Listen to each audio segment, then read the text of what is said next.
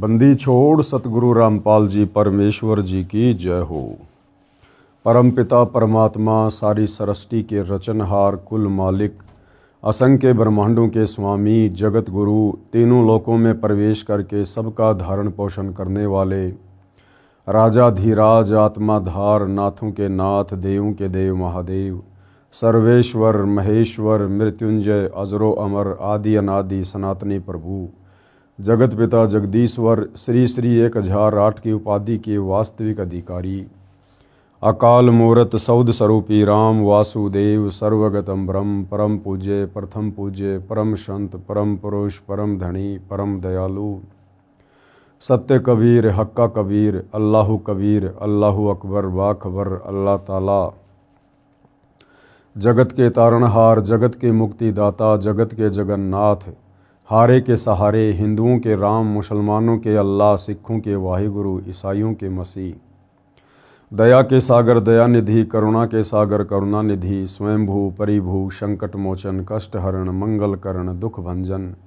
अविगत कबीर निर्विकार निर्विषम परमात्मा अलय अलेख सतगुरु आदि अनादि सतगुरु असली मर्यादा पुरुषोत्तम असली राम असली कृष्ण असली घनश्याम असली मुरारी राजाओं के राजा महाराजाओं के महाराजा शहंशाहों के शहंशाह सम्राटों के सम्राट भगवानों के भगवान अल्लाहों के अल्लाह प्रभुओं के प्रभु मसीहाओं के मसीह सच्चे वाहिगुरु बाबाओं के बाबा पीरों के पीर सेठों के सेठ जगत सेठ सावड़सा सेठ सर्वगुण संपन्न अनंत कोटि कलाओं के स्वामी अनंत कोटि ब्रह्मांडों के नायक योगियों में महायोगी ध्यानियों में महाध्यानी सिद्धों में परम सिद्ध ज्ञानियों में तत्वज्ञानी ब्रह्म ज्ञानी महाज्ञानी परम ज्ञानी सर्वश्रेष्ठ ज्ञानी विज्ञानी युवा कबीर समर्थ कबीर असमवात अमित ओजा सच्चे रहनुमा करीम अल्लाह सुभान अल्लाह दुनिया के अंतिम पैगंबर 8 सितंबर 1951 से गांव धनाना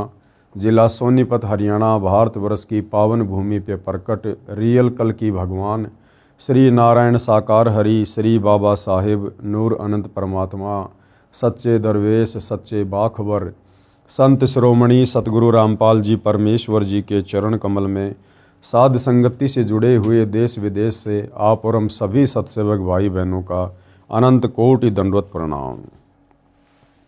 सत्साई भाई और बहनों, बहुत बड़ी दया बहुत बड़ी मेहर पूज्य गुरुदेव भगवान की परमेश्वर रामपाल जी की, जिनके शुभ आशीर्वाद से विशेष आशीर्वाद से विशेषकर हिंदू समाज से जुड़े हुए श्रद्धालुओं को भाई बहनों को हिंदू धर्म के विषय में सनातन के विषय में हिंदू शास्त्रों के विषय में बहुत ही अच्छी और गहरी जानकारियां प्राप्त हो रही हैं।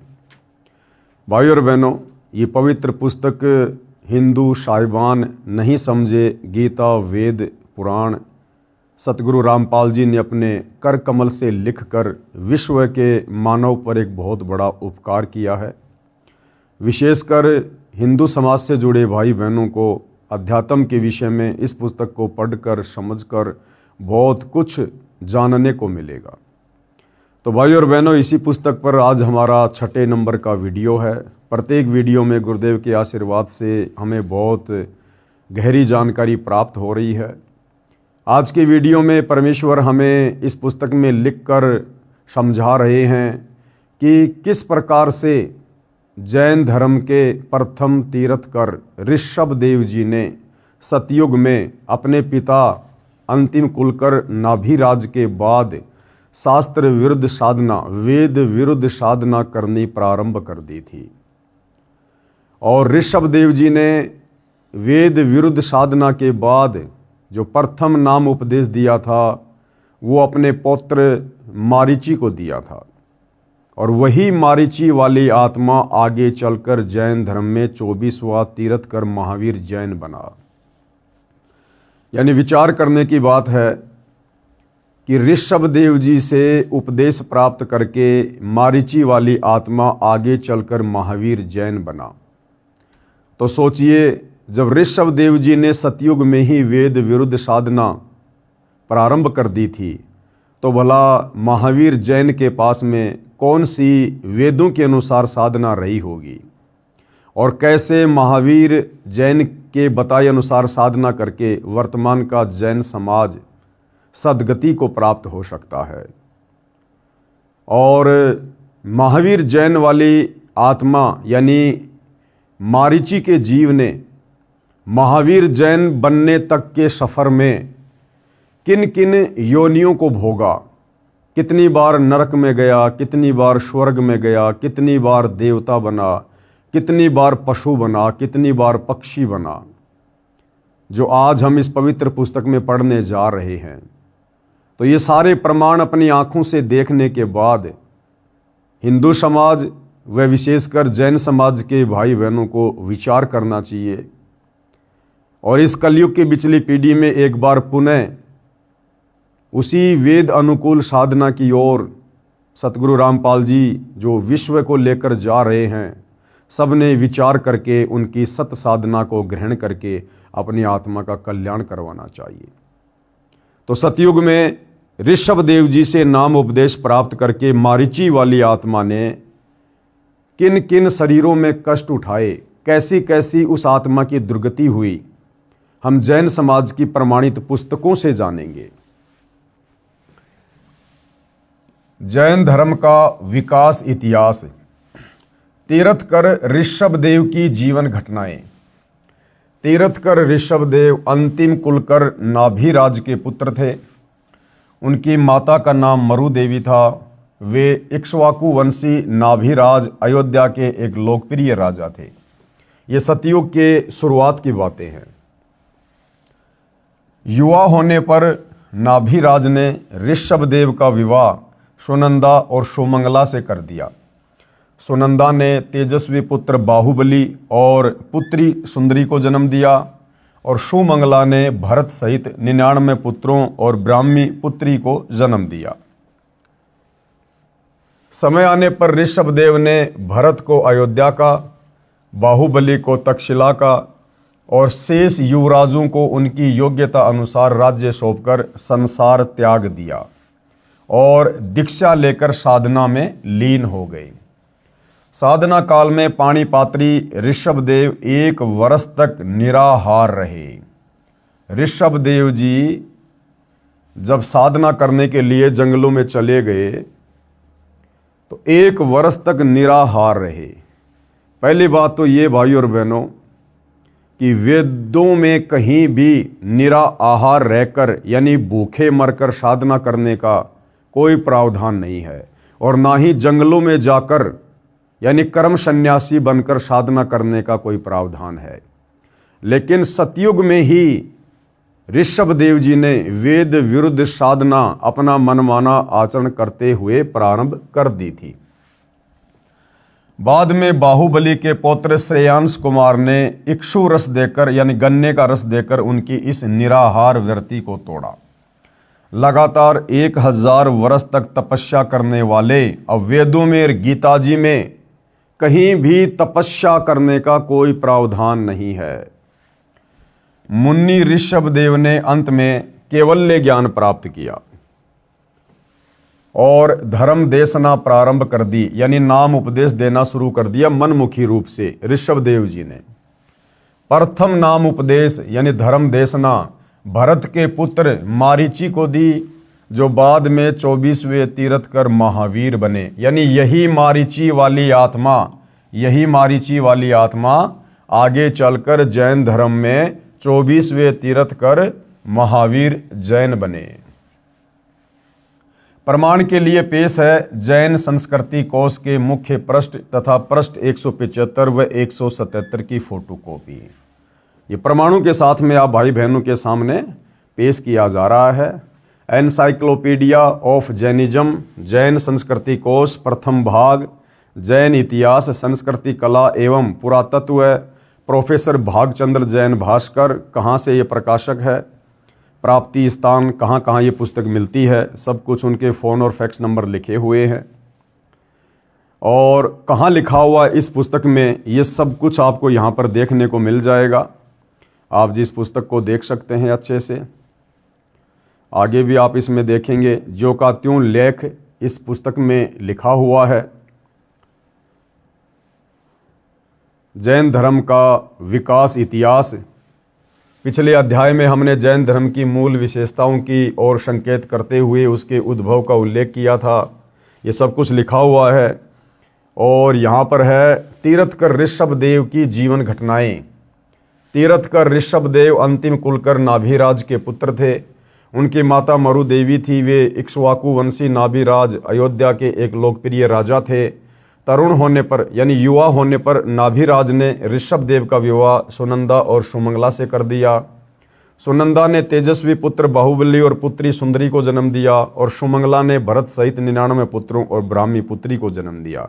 यानी पूज्य गुरुदेव भगवान ने अपनी पवित्र पुस्तक में जो लेख लिखा है ज्यों का त्यों जैन समाज की इस पुस्तक में लिखा हुआ है कि ऋषभदेव सतयुग में अयोध्या के राजा थे और किस प्रकार से उन्होंने वेद विरुद्ध साधना शुरू की। बिल्कुल साफ साफ लिखा हुआ, देखिएगा। समय आने पर ऋषभदेव ने भरत को अयोध्या का, बाहुबली को तक्षशिला का और शेष युवराजों को उनकी योग्यता अनुसार राज्य सौंपकर संसार त्याग दिया और दीक्षा लेकर साधना में लीन हो गए। साधना काल में पाणिपात्री ऋषभदेव 1 वर्ष तक निराहार रहे, यानी उन्होंने कुछ भी नहीं खाया पिया। बाद में बाहुबली के पौत्र श्रेयंस कुमार ने इक्षु रस देकर उनकी इस निराहार व्यर्ति को तोड़ा। लगातार 1000 वर्ष तक तपस्या करने वाले मुनि ऋषभदेव ने अंत में केवल्य ज्ञान प्राप्त किया और धर्म देशना प्रारंभ की।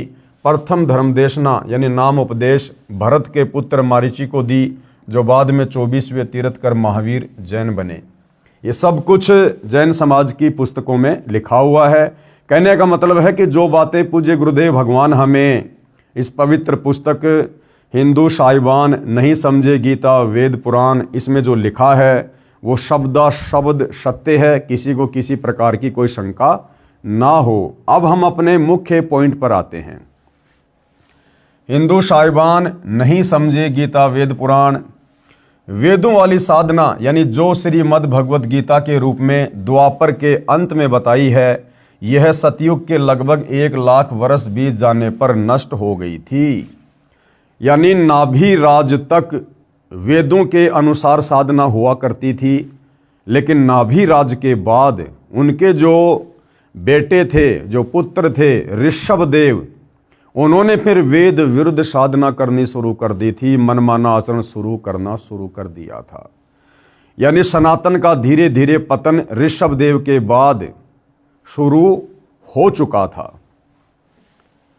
यानी लुप्त हो गई थी। ऋषिजन व अन्य साधक मनमाना आचरण करने लग गए थे, जो गीता अध्याय 16 श्लोक 23 में व्यर्थ कहा है।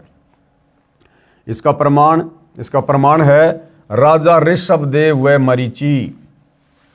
राजा नाभिराज के पुत्र राजा ऋषभदेव राज त्याग कर मनमाना आचरण करने लगे। 1 वर्ष तक निराहार रहे, भूखे रहे, यानी बिल्कुल खाना नहीं खाया। उनके पौत्र यानी ग्रांडसन बाहुबली के पुत्र श्रेयांश ने उनका व्रत खुलवाया गन्ने का रस पिलाकर। फिर 1000 वर्ष तक घोर तप किया, जो कि वेद विरुद्ध साधना है, गीता के विरुद्ध साधना है तप करना। उसके पश्चात धर्म देशना यानी दीक्षा देनी प्रारंभ कर दी, वो भी मनमुखी रूप से। धर्म देशना अपने पौत्र भरत के पुत्र मारीची को दी और यही मारीची आगे चलकर महावीर जैन बने। यही मारीची वाली आत्मा जैन धर्म के 24वें तीर्थकर महावीर वर्धमान हुए। ऋषभदेव जी 1 वर्ष निराहार रहे, फिर जंगल में जाकर 1000 वर्ष तक तप किया। जंगल में जाकर 1000 साल तक तप किया। मारीची ने वही साधना की जो उसके गुरु व दादाजी ऋषभदेव ने स्वयं की थी, यानी ऋषभदेव जी ने वेद विरुद्ध साधना की थी और वही साधना उसके पौत्र मारीची ने शुरू कर दी तथा वही मारीची को बताई थी। गीता अध्याय 6 श्लोक 16 में कहा है कि हे भारत, योग यानी साधना न तो बिल्कुल न खाने वाले की, न अधिक खाने वाले की, न अधिक जागने वाले की और न अधिक सोने वाले की सफल होती है। अब भाइयों और बहनों, गीता का ज्ञान देने वाला भगवान ये ब्रह्म गीता जी में क्या कह रहा है अर्जुन को कि हे अर्जुन, जो व्यक्ति बिल्कुल भी भोजन नहीं करता है और भक्ति भी करता है, उसकी भक्ति साधना कभी सफल नहीं होती। तो बिल्कुल न खाने का मतलब है व्रत करना। तो ऋषभ देव जी ने वेद विरुद्ध साधना की, 1 वर्ष तक निराहार रहे, उन्होंने व्रत किया, कुछ भी नहीं खाया। यानी वेद विरुद्ध साधना, गीता के विरुद्ध साधना, यानी निराहार रहने वाले की भक्ति व्यर्थ है। गीता अध्याय 17 श्लोक 5 और 6 में कहा है कि जो मन कल्पित घोर तप को तपते हैं, जो व्यक्ति मन कल्पित यानी मनमाना आचरण करते हुए घोर तप करते हैं, जैसे एक पैर पे खड़ा हो जाना, पैदल यात्रा करना, कावड़ लेके आना, ये सब मन कल्पित घोर तप की श्रेणी में आते हैं।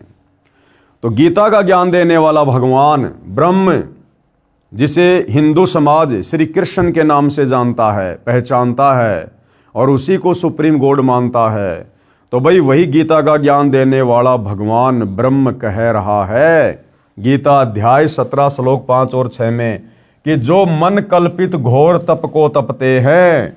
और भाई आज वर्तमान में पूरा का पूरा हिंदू समाज मन कल्पित साधना में लगा हुआ है। वे शरीर में स्थान स्थान पर विराजमान शक्तियों व अन्य जीवों को, जो शरीर में जीवाणु हैं, उनको तथा मुझे दुखी करने वाले हैं, पीड़ा देने वाले हैं, उनको असुर स्वभाव के जान, यानी उनको राक्षस प्रवृत्ति के जान। कहाँ लिखा है? गीता अध्याय 17 श्लोक 5 और 6 में। अब निष्कर्ष क्या दे रहे हैं पूज्य गुरुदेव भगवान? निष्कर्ष, श्री ऋषभ देव जी, उसके पौत्र व शिष्य मारीची ने भी ऐसी साधना की, यानी गीता के विरुद्ध साधना, वेदों के विरुद्ध साधना, जिस कारण से मारीची के जीव ने, यानी मारीची वाली आत्मा ने, महावीर जैन तक के जीवन के बीच के जन्मों में जो लाभ व हानि हुई वह संक्षिप्त में इस प्रकार है। यानी ऋषभ देव जी का अनुसरण करने के कारण मारीची वाली आत्मा ने भी आजीवन वेद विरुद्ध साधना की।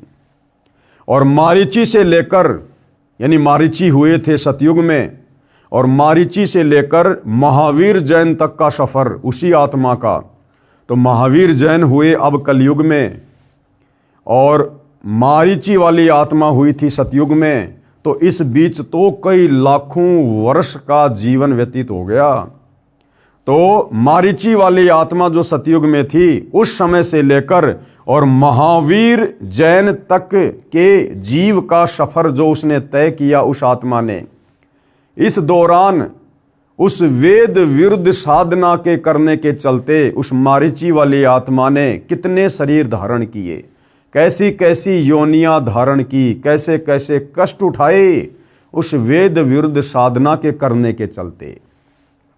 तो सोचिए भाई और बहनों, वर्तमान में पूरा विश्व क्या साधना कर रहा है? वही मन कल्पित मनमाना आचरण, वेद विरुद्ध साधना। तो आप और हमने भी इसी प्रकार से कष्ट भोगा है जो मारीची वाली आत्मा ने भोगा।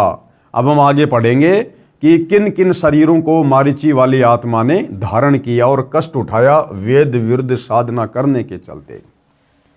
कभी भीलों के राजा का जन्म जिया, यानी जंगलों में भटका, शिकार किया, कच्चे जानवर खाए, कभी देवता बना, कभी स्वर्ग में गया, कभी नरक में गिरा, 60 करोड़ बार गधा बना। वो महावीर जैन वाली आत्मा जो सतयुग में मारीची था, 60 करोड़ बार गधा बना वेदों के विरुद्ध साधना करने के चलते, जो साधना आज पूरा विश्व कर रहा है। 60 करोड़ बार गधा बना, 30 करोड़ बार कुत्ता बना, 20 करोड़ बार बिल्ली का जीवन पाया, स्त्री भी बना, नपुंसक हजारों बार बना। फिर महावीर वर्धमान जैन का जन्म हुआ और आगे चलकर फिर वो महावीर भगवान बना। महावीर वर्धमान ने 363 पाखंड मत चलाए। एक तो भाइयों और बहनों वो मारीची वाली आत्मा महावीर जैन वैसे ही वेद विरुद्ध साधना कर रही थी, और महावीर जैन का जन्म प्राप्त करके और उसने 363 पाखंड मत शुरू कर दिए। तो सोचिए आज का जैन समाज क्या साधना कर रहा है। महावीर वर्धमान ने 363 पाखंड मत चलाए, जिनका पालन वर्तमान में जैन समाज कर रहा है। अधिक जानकारी के लिए पढ़िए फोटोकॉपी में निम्न पुस्तक का आंशिक लेख। अब भाइयों और बहनों, ये बातें हमारे गले कैसे उतरे कि महावीर जैन वाली आत्मा भी 60 करोड़ बार गधा बना, 30 करोड़ बार कुत्ता बना, 20 करोड़ बार बिल्ली बना, नपुंसक बना, पेड़ पौधे की योनियों में गया, फिर कभी बीच बीच में देवता बना, कभी उसका गर्भ में जो है मृत्यु हुई, वो वेद विरुद्ध साधना करने के चलते। तो अगर आपको ये प्रमाण दिखा दिए जाएं जैन समाज के विद्वानों के द्वारा लिखी जैन समाज की पुस्तकों में, उसके बाद तो भगत समाज को कोई संदेह नहीं होना चाहिए कि भैया फिर हमारी क्या औकात है। जो अपने आप को भगवान कहलाकर चले गए, उन्होंने भी गधे कुत्ते सूअर की योनियां भोगी हैं वेद विरुद्ध साधना करने के चलते।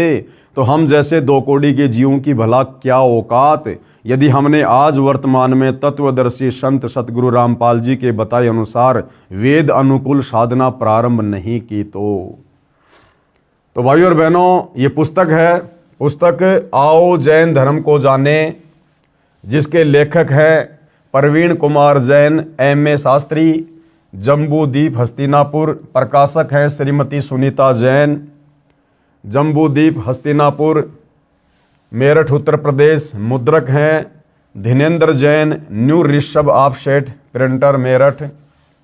कृपया पढ़ें इस पुस्तक के पेज नंबर 293 से 296 की फोटोकॉपी। ये प्रमाण आप भाई बहनों की आंखों के सामने है। ये पुस्तक है आओ जैन धर्म को जाने, इसका पेज नंबर है 293। विशेष प्रकरण, यहाँ पर सब कुछ लिखा हुआ है।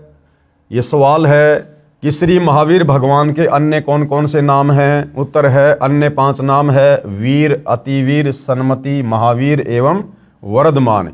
इस प्रकार के बहुत सारे सवाल जवाब हैं। हम अपने मुख्य पॉइंट पर चलते हैं, पेज नंबर 294 पर। ये आ गया भाइयों और बहनों पेज नंबर 294। पुस्तक है आओ जैन धर्म को जाने। इसमें यह प्रश्न है कि श्री महावीर भगवान के जीवन का कथन कहाँ से प्रारंभ हुआ। यानी महावीर भगवान जो जैनियों के 24वें तीर्थ कर रहे हैं, उनकी आत्मा की शुरुआत कहाँ से हुई। उत्तर पुरूरवा नामक भील की पर्याय से। प्रश्न, पुरूरवा भील कौन था और उसने क्या किया। उत्तर, पुष्कलावती देश की पुंडरी किरणी नगरी में वह भीलों का राजा था। उसने सागर सैन मुनिराज से मध्य मास मधु का त्याग व्रत लिया था, जिसे जीवन पर्यंत पालन किया। ठीक है, आगे फिर मारीची वाली आत्मा कहाँ गई। प्रश्न, श्री महावीर भगवान का जीव पुरूरवा भील की पर्याय से कहाँ गया। उत्तर, पहले 100 धर्म स्वर्ग में 1 सागर की आयु वाला देव हुआ। प्रश्न, पहले स्वर्ग के बाद श्री महावीर भगवान का जीव किस पर्याय में गया। उत्तर, भरत चक्रवर्ती की रानी अनंतमती से मारीची नामक ज्येष्ठ पुत्र हुआ। यानी सतयुग में फिर इसका जन्म हुआ भाई और बहनों, राजा ऋषभ राज के पोते के रूप में। फिर क्या हुआ। प्रश्न, मारीची की पर्याय से यानी मारीची के शरीर से महावीर भगवान का जीव किस पर्याय में गया। उत्तर, ब्रह्म स्वर्ग में देव हुआ।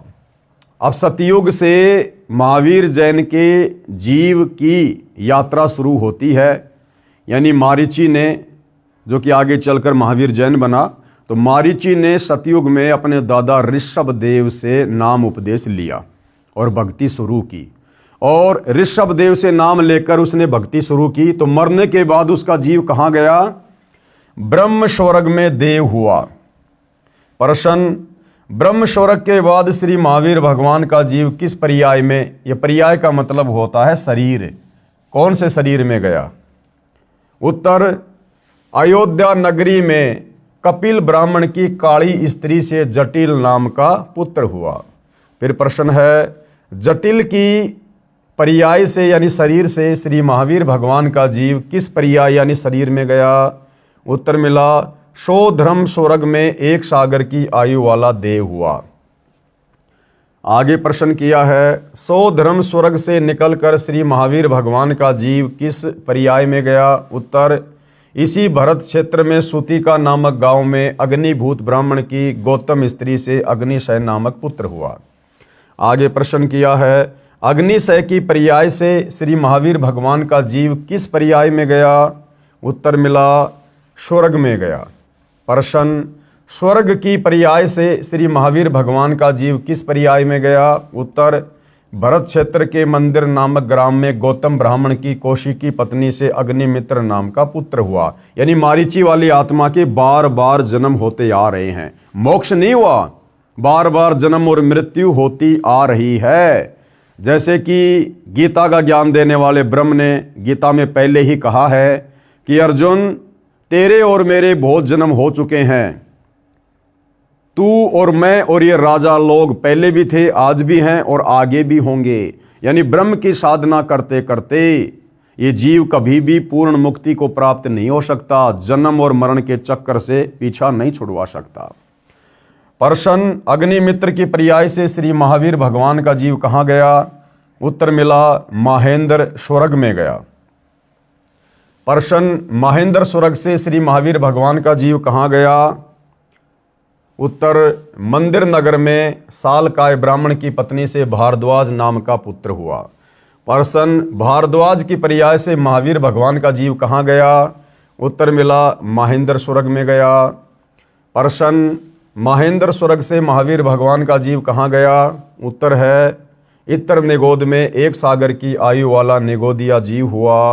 फिर सवाल है, निगोद से निकलकर श्री महावीर भगवान का जीव कहाँ गया? उत्तर, अनेकों भाव धारण किए जो इस प्रकार हैं। अब देखो भाई और बहनों, कितनी दुर्गति हुई इस मारीची वाली आत्मा की, जो आगे चलकर भगवान जैन बना, महावीर जैन बना।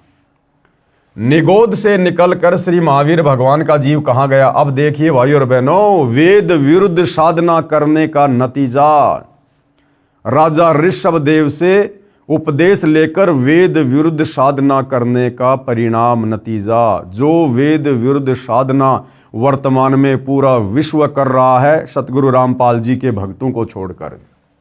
अनेकों भाव धारण किए, यानी अनेकों शरीर धारण किए उस मारीची वाली आत्मा ने, भगवान महावीर के जीव ने। 1000 आक वर्ष के भाव, 1000 बातों आक के वृक्ष के जीवन धारण किए। 80,000 सीप के भाव, सीप जो समुद्र में होती है, 80,000 बार सीप के शरीर धारण किए। 20,000 नीम वृक्ष के भाव, 20,000 बार नीम का वृक्ष बना, पेड़ बना। 90,000 बार केली वृक्ष के भाव, 90,000 बार केले के वृक्ष के शरीर धारण किए, यानी पेड़ बना। 3,000 बार चंदन वृक्ष के भाव, और आगे देखो 5 करोड़ बार कनेर वृक्ष के भाव। 60,000 बार वैश्या के भाव, 60,000 बार वैश्या के भाव। यानी सतयुग में राजा ऋषभदेव से उपदेश लेने के बाद और वेद विरुद्ध साधना करने के कारण उस मारीची वाली आत्मा के, महावीर जैन के जीव के 60,000 जन्म वैश्या के हुए।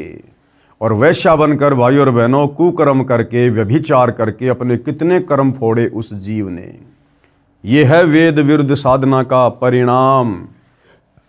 60,000 बार वैश्या के भाव, 5 करोड़ बार शिकारी के भाव, 5 करोड़ बार शिकारी बना। अब शिकारी तो भाई और बहनों एक जीवन में ही लाखों जीवों की हत्या करके अनगिनत पाप अपने सिर पर रख लेता है।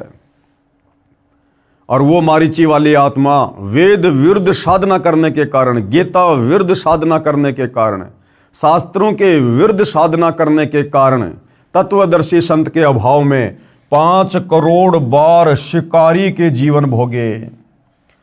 20 करोड़ बार हाथी के भाव, वो मारीची वाली आत्मा 20 करोड़ बार हाथी बना, 20 करोड़ बार। 60 करोड़ बार गधे के भाव। अब जैनियों का भगवान महावीर, वही आत्मा मारीची वाली 60 करोड़ बार गधे के जीवन भोगे, गधे के 60 करोड़ बार गधे के भाव। अब गधे का तो भाई और बहनों एक जीवन ही बड़ा विचलित कर देने वाला है। गधे की क्या दुर्गति होती है, सारा दिन उसका मालिक कमर तोड़ मेहनत करवाता है और उसको घर पर खाने को भी कुछ नहीं देता है, कान पकड़ के घर से बाहर कर देता है।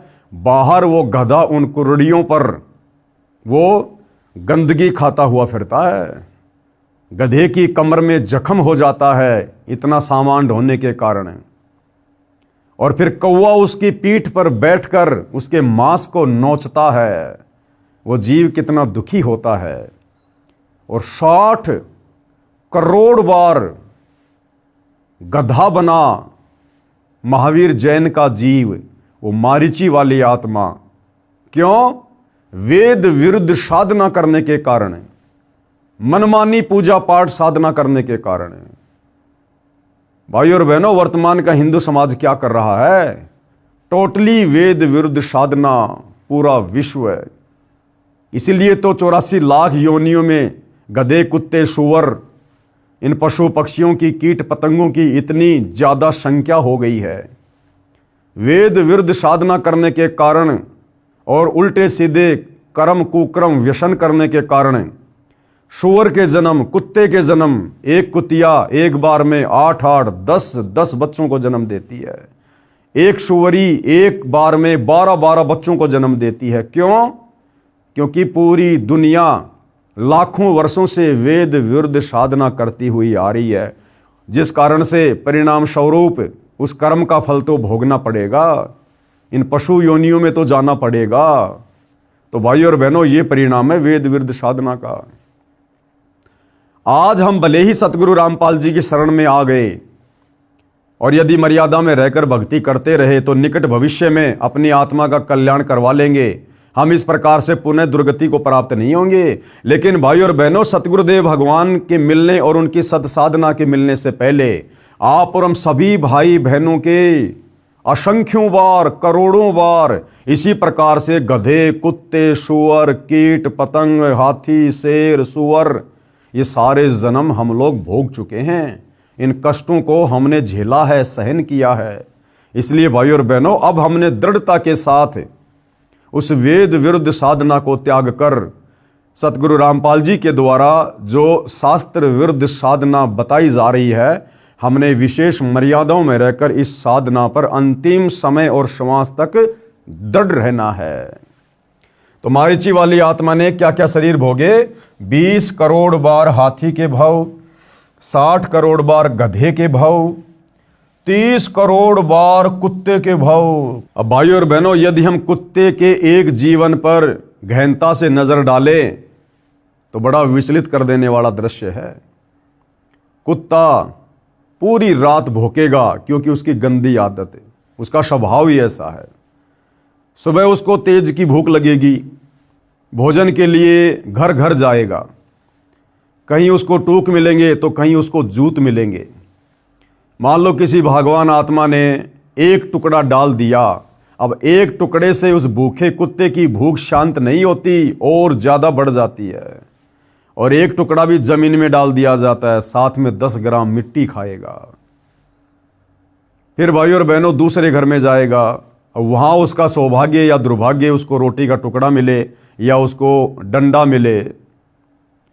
किसी ने डंडा मार दिया, सीधा खेतों में जाएगा, वहाँ पर वो लैट्रिन खाएगा, गोबर खाएगा।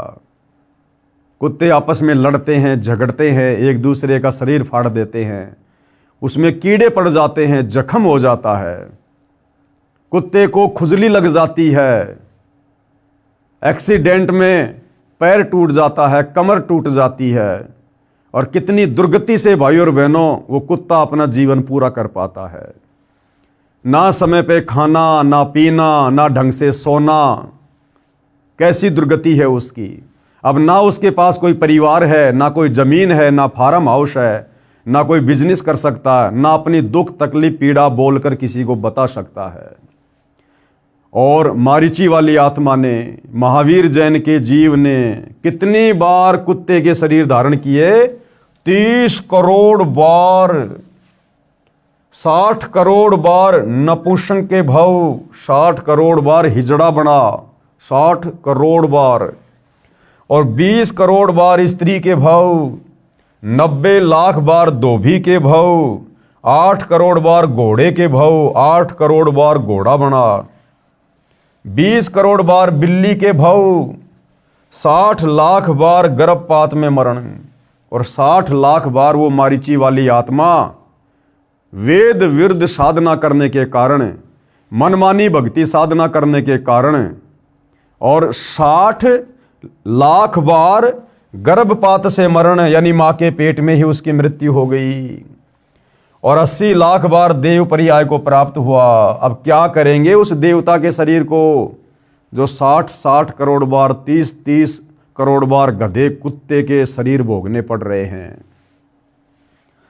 तो भाई और बहनों, ये दुर्गति हुई उस आत्मा की जिसने वेद विरुद्ध साधना की, और आज वही वेद विरुद्ध साधना पूरा विश्व कर रहा है। तो आगे क्या दुर्गति होगी, ये प्रमाण आप जियों की आंखों के सामने है। उपरोक्त बहुओं को प्राप्त करने के बाद, यानी उपरोक्त सारे शरीर भोगने के बाद गधे कुत्ते के, श्री महावीर भगवान ने किस पर्याय को प्राप्त किया? उत्तर राजगृह नगर में सथावर नाम का ब्राह्मण हुआ। प्रश्न, सथावर की पर्याय से श्री महावीर भगवान का जीव कहाँ गया? उत्तर महेंद्र स्वर्ग में 7 सागर की आयु वाला देव हुआ। प्रश्न, महेंद्र स्वर्ग से महावीर भगवान का जीव कहाँ गया? उत्तर राजगृह में विश्वभूति राजा की जैनी रानी से विश्वनंदी नाम का पुत्र हो गया। प्रश्न, विश्वनंदी पर्याय से निकलकर श्री महावीर भगवान का जीव कहाँ गया? महाशुक्र स्वर्ग में देव हुआ। प्रश्न, महाशुक्र स्वर्ग से निकलकर महावीर भगवान का जीव कहाँ गया?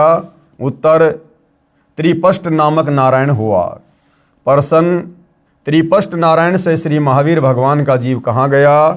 उत्तर 7वें नरक में, 7वें नरक में गया। फिर वो यानी सबसे भयंकर सजा जहाँ मिलती है, थर्ड क्वालिटी का नरक, 7वें नरक में गया। प्रश्न, 7वें नरक से श्री महावीर भगवान का जीव कहाँ गया? ये पेज नंबर 294 है। आओ जैन धर्म को जाने, ये पुस्तक। सिंहगिरी पर्वत पर सिंह हुआ, पुनः प्रथम नरक में गया। प्रश्न, प्रथम नरक से निकलकर श्री भगवान महावीर का जीव कहाँ गया? हिमवान पर्वत शिखर पर सिंह हुआ, यहाँ पर उसे अजितंजय एवं अमित गुण नामक मुनिराज ने संबोधित किया।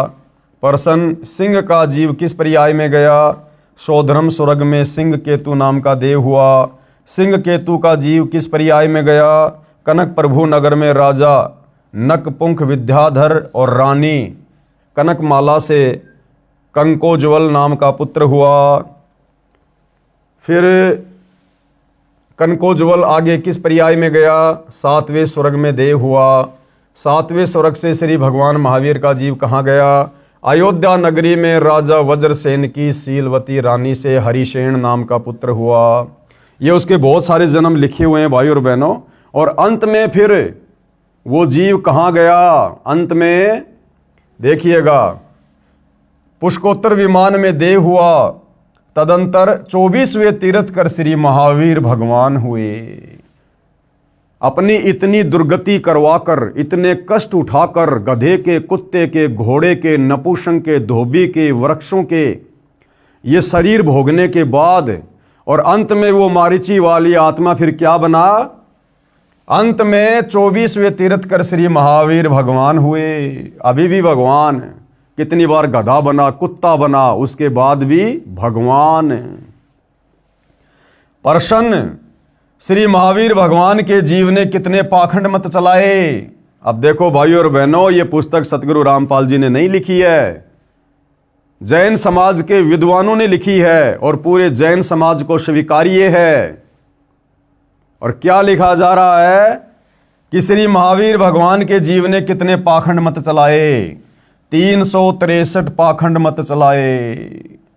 पहली बात तो वो मारीची वाली आत्मा वेद विरुद्ध साधना करने के चलते खुद कितना दुखी हुआ, कितना परेशान हुआ। और आगे चलकर जब वो मारीची वाली आत्मा महावीर जैन बना, उसने और 363 पाखंड मत चला दिए।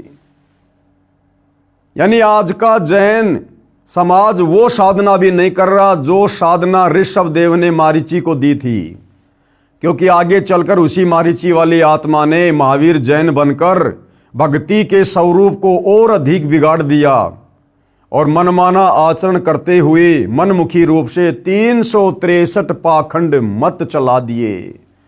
तो भाइयों और बहनों, यदि सतगुरु रामपाल जी की शरण में आकर जैन समाज के भाई बहनों ने, हिंदू समाज ने, विश्व के मानव समाज ने यदि ये सत्य साधना दोबारा शुरू नहीं की, तो इससे भी भयंकर दुर्गति आत्माओं की होगी निकट भविष्य में। श्री महावीर भगवान के जीव ने कितने पाखंड मत चलाए? 363 पाखंड मत चलाए। खुद जैन समाज के विद्वान अपनी कलम से लिख रहे हैं। ऊपर लगी फोटोकॉपी पुस्तक आओ जैन धर्म को जाने की है। 3रा अध्याय, हिंदू साहिबान नहीं समझे गीता वेद पुराण, इसका 3रा अध्याय। पवित्र हिंदू समाज में प्रचलित गीता तथा वेदों के विपरीत साधना कैसे प्रवेश हुई। अब देखो भाइयों और बहनों, बार बार गुरुदेव भगवान जोर देकर हमें यही समझाना चाह रहे हैं कि भाई ये वेद विरुद्ध साधना, सनातन विरुद्ध साधना, ये कब शुरू हुई, कैसे शुरू हुई? क्योंकि भाइयों और बहनों, जब तक ये सच्चाई हमारे हृदय में प्रवेश नहीं करेगी, हमारा मन इन बुराइयों को छोड़ने से पीछे नहीं हटेगा, ये वेद विरुद्ध साधना से हटने को पीछे नहीं होगा। इसलिए हमने बारंबार इस सच्चाई को पढ़ना पड़ेगा, अपने हृदय में जमाना पड़ेगा कि पवित्र हिंदू समाज में यानी सनातन धर्म में ये वेद विरुद्ध और गीता विरुद्ध साधना कैसे प्रचलन में आई, कैसे भक्ति का स्वरूप बिगड़ा। चारों वेदों ऋग्वेद, यजुर्वेद, सामवेद तथा अथर्ववेद को हिंदू समाज दिल से मानता है। यानी हिंदू तो विशेषकर वेदों को अपने सदग्रंथ मानते हैं कि इनमें परमात्मा की महिमा की जानकारी तथा साधना यानी भक्ति की जानकारी भी सत्य है। यह भी मानता है कि श्रीमद् भगवद गीता चारों वेदों का सार है और संक्षिप्त रूप है। वेदों को ठीक ठीक से हिंदू नहीं समझ सके। कारण यह था कि वेदों का ज्ञान राजा नाभिराज यानी ऋषभ देव के पिता के बाद नष्ट हो गया था। यानी सतयुग 1 लाख वर्ष बीतने के बाद धीरे धीरे ऋषभ देव के बाद वेद विरुद्ध साधना होना शुरू हो चुकी थी। वेद ज्ञान धीरे धीरे नष्ट होना, लुप्त होना शुरू हो चुका था। उस समय सतयुग लगभग 1 लाख वर्ष ही बीता था। यानी नाभिराज के बाद जब राजा ऋषभ देव अयोध्या के राजा बने, उस समय तक सतयुग केवल 1 लाख वर्ष ही बीता था, जो कि सतयुग की कुल उम्र 17,28,000 वर्ष थी। ऋषिजन एक दूसरे से सुनकर या देखकर शास्त्र विधि त्याग कर मनमाना आचरण करने लगे, जिसका प्रत्यक्ष प्रमाण ऊपर ऋषभ देव जी तथा मरीची यानी महावीर जैन की क्रियाओं और उपलब्धि व दुर्गति के प्रकरण में है। गीता अध्याय 6 श्लोक नंबर 16 में कहा है, गीता ज्ञान देने वाले भगवान ब्रह्म ने क्या कहा? हे अर्जुन, यह योग यानी साधना न तो बहुत खाने वाले का यानी व्रत रखने वाले का, भूखे रहने वाले का, जैसा कि ऋषभ देव ने 1 वर्ष तक निराहार रहकर भक्ति की जो वेद विरुद्ध थी। तो गीता का ज्ञान देने वाला भगवान अर्जुन को कह रहा कि हे अर्जुन, यह योग यानी भक्ति साधना न तो बहुत खाने वाले का और न बिल्कुल न खाने वाले का, यानी निराहार रहना, व्रत करना, यानी निराहार भूखा रहने वाले का, न अधिक सोने वाले का तथा न अधिक जागने वाले का सिद्ध होता है। इससे सिद्ध हो जाता है कि ऋषभ देव जी ने व मरीची ने शास्त्र विधि त्याग कर मनमाना आचरण किया, जिस कारण से उनकी साधना यानी भक्ति व्यर्थ थी, यूजलेस थी, बेकार थी वो साधना, जिन्हें हम बहुत बड़े ऋषि संत महात्मा मानकर बड़े सम्मान वाली दृष्टि से देख रहे थे। जैन समाज के लोग कहते हैं हमारे प्रथम तीर्थकर ऋषभ देव जी, उनके समान ज्ञान किसी को नहीं, उनके समान कोई भक्ति नहीं कर सकता। अरे उनसे भी गिरी हुई भक्ति आज पूरा संसार कर रहा है, पूरी दुनिया कर रही है मेरे भाई। क्योंकि ऋषभ देव जी ने अपने जीवन काल में वेद विरुद्ध साधना शुरू कर दी थी और मारीची ने भी उसी साधना को ग्रहण किया, और वही मारीची वाली आत्मा आगे चलकर जैन धर्म में 24वां तीर्थकर महावीर जैन बना। तो भाई ये साधना तो आज पूरा विश्व कर रहा है, जो साधना सतयुग में ऋषभ देव ने शुरू की थी। यही साधना यानी व्रत करना, तप करना, हठ योग करना, तीर्थ भ्रमण करना, भूत पूजा, पितर पूजा यानी अस्थियां चुनना, 13वीं महीना व बरसी बनाना, श्राद्ध करना, पिंड दान करना, देवी देवताओं की पूजा करना, पर भी लेना, चारों धामों की यात्रा करना, श्री रामचंद्र, श्री कृष्णचंद्र, श्री शंकर जी तथा श्री विष्णु जी आदि आदि देवताओं की पूजा वर्तमान में सारा हिंदू समाज कर रहा है, जो कि शास्त्र विधि त्याग कर मनमाना आचरण होने से पूर्ण रूप से विरत है। अब ये जितनी भी प्रकार की साधना है भाइयों और बहनों, ये सारी वेद विरुद्ध है, सारी साधना वेद विरुद्ध है। इन साधनाओं के करते रहने से जो दुर्गति मारीची वाली आत्मा की हुई, वही दुर्गति निकट भविष्य में इस प्रकार की साधना करने वाले विश्व के मानव समाज की निश्चित है। उसके बाद गीता अध्याय 4 श्लोक 1 व 2 को फिर पढ़ते हैं। अब ये ज्ञान धीरे धीरे कैसे सतयुग से लुप्त हो गया, कैसे वेद विरुद्ध साधना शुरू हो गई, ये गीता का ज्ञान देने वाला ब्रह्म गीता जी अध्याय 4 श्लोक नंबर 1 और 2 में समझा रहा है अर्जुन को। गीता ज्ञान देने वाले ने कहा है, मैंने यह योग यानी ये भक्ति साधना वेदों वाली यानी गीता वाला ज्ञान जो वेद ज्ञान है, कश्यप के पुत्र सूर्य को दिया था। सूर्य ने अपने पुत्र मनु को दिया, मनु ने अपने पुत्र इक्ष्वाकु को दिया सतयुग में, और इक्ष्वाकु ने अपने वंशजों यानी राजाओं को दिया। फिर इक्ष्वाकु वंशी अंतिम कुलकर राजा नाभिराज तक वेद ज्ञान के आधार से भक्ति रही। राजा नाभिराज का पुत्र ऋषभ देव हुआ। ऋषभ देव ने वेद विधि त्याग कर मनमाना आचरण करना शुरू किया, यानी सतयुग में राजा ऋषभ देव से ही वेद विरुद्ध साधना समाप्त होना शुरू हो चुकी थी। यानी सतयुग में राजा ऋषभ देव के बाद से वेद अनुकूल साधना खत्म और वेद विरुद्ध साधना शुरू हो चुकी थी। उसी समय से सब ऋषियों ने एक दूसरे को देख व सुनकर हठ योग व घोर तप किए जो शास्त्र विरुद्ध थे। उसी अनुभव से 18 पुराणों की रचना की गई। यानी इन पुराणों में वो वेदों वाला ज्ञान नहीं है, क्योंकि जिन ऋषियों ने सुनी सुनाई बातों के आधार से इन पुराणों की रचना की है, वो ऋषि स्वयं वेद विरुद्ध साधना किया करते थे। तो भला उनके अनुभव और उनकी साधना उनके द्वारा लिखे पुराणों में हमें कहाँ से मिलेगी, जब वो ऋषि खुद ही वेदों के विरुद्ध साधना किया करते थे। गीता अध्याय 4 श्लोक 1 और 2 में यह भी स्पष्ट किया है, हे परंतप अर्जुन, ये योग यानी भक्ति, ये गीता वाला ज्ञान, ये वेदों वाला ज्ञान, गीता वाला ज्ञान बहुत काल से नष्ट हो चुका है। यानी सतयुग के 1 लाख वर्ष बाद से ये गीता और वेदों वाला ज्ञान नष्ट हो चुका है, लुप्त प्राय हो गया। अब निष्कर्ष क्या निकलता है इसका, इसके निष्कर्ष की ओर हम बढ़ेंगे। वेद ज्ञान का अभाव नाभिराज के बाद, यानी सतयुग में नाभिराज के समय तक भाई और बहनों वेदों के अनुसार साधना होती थी, लेकिन नाभिराज के बाद जब उनके पुत्र ऋषभ देव अयोध्या के राजा बने तो ऋषभ देव ने फिर मनमाना आचरण करना शुरू कर दिया था, वेद विरुद्ध भक्ति साधना करनी शुरू कर दी थी। वेद ज्ञान का अभाव नाभिराज के बाद सतयुग में हो गया था, यह ऊपर प्रमाणित कर दिया है। ऋषियों ने शास्त्र विधि त्याग कर यानी वेदों वाली साधना को त्याग कर अपनी इच्छा से मनमाना आचरण किया, यह अनुभव पुराणों में लिखा है और उन्हीं ऋषियों का अनुभव इन पुराणों में लिखा हुआ है। गीता अध्याय 16 श्लोक 23 और 24 में स्पष्ट किया है। अब गीता का ज्ञान देने वाला ब्रह्म गीता अध्याय 16 श्लोक नंबर 23 और 24 में क्या कह रहा है?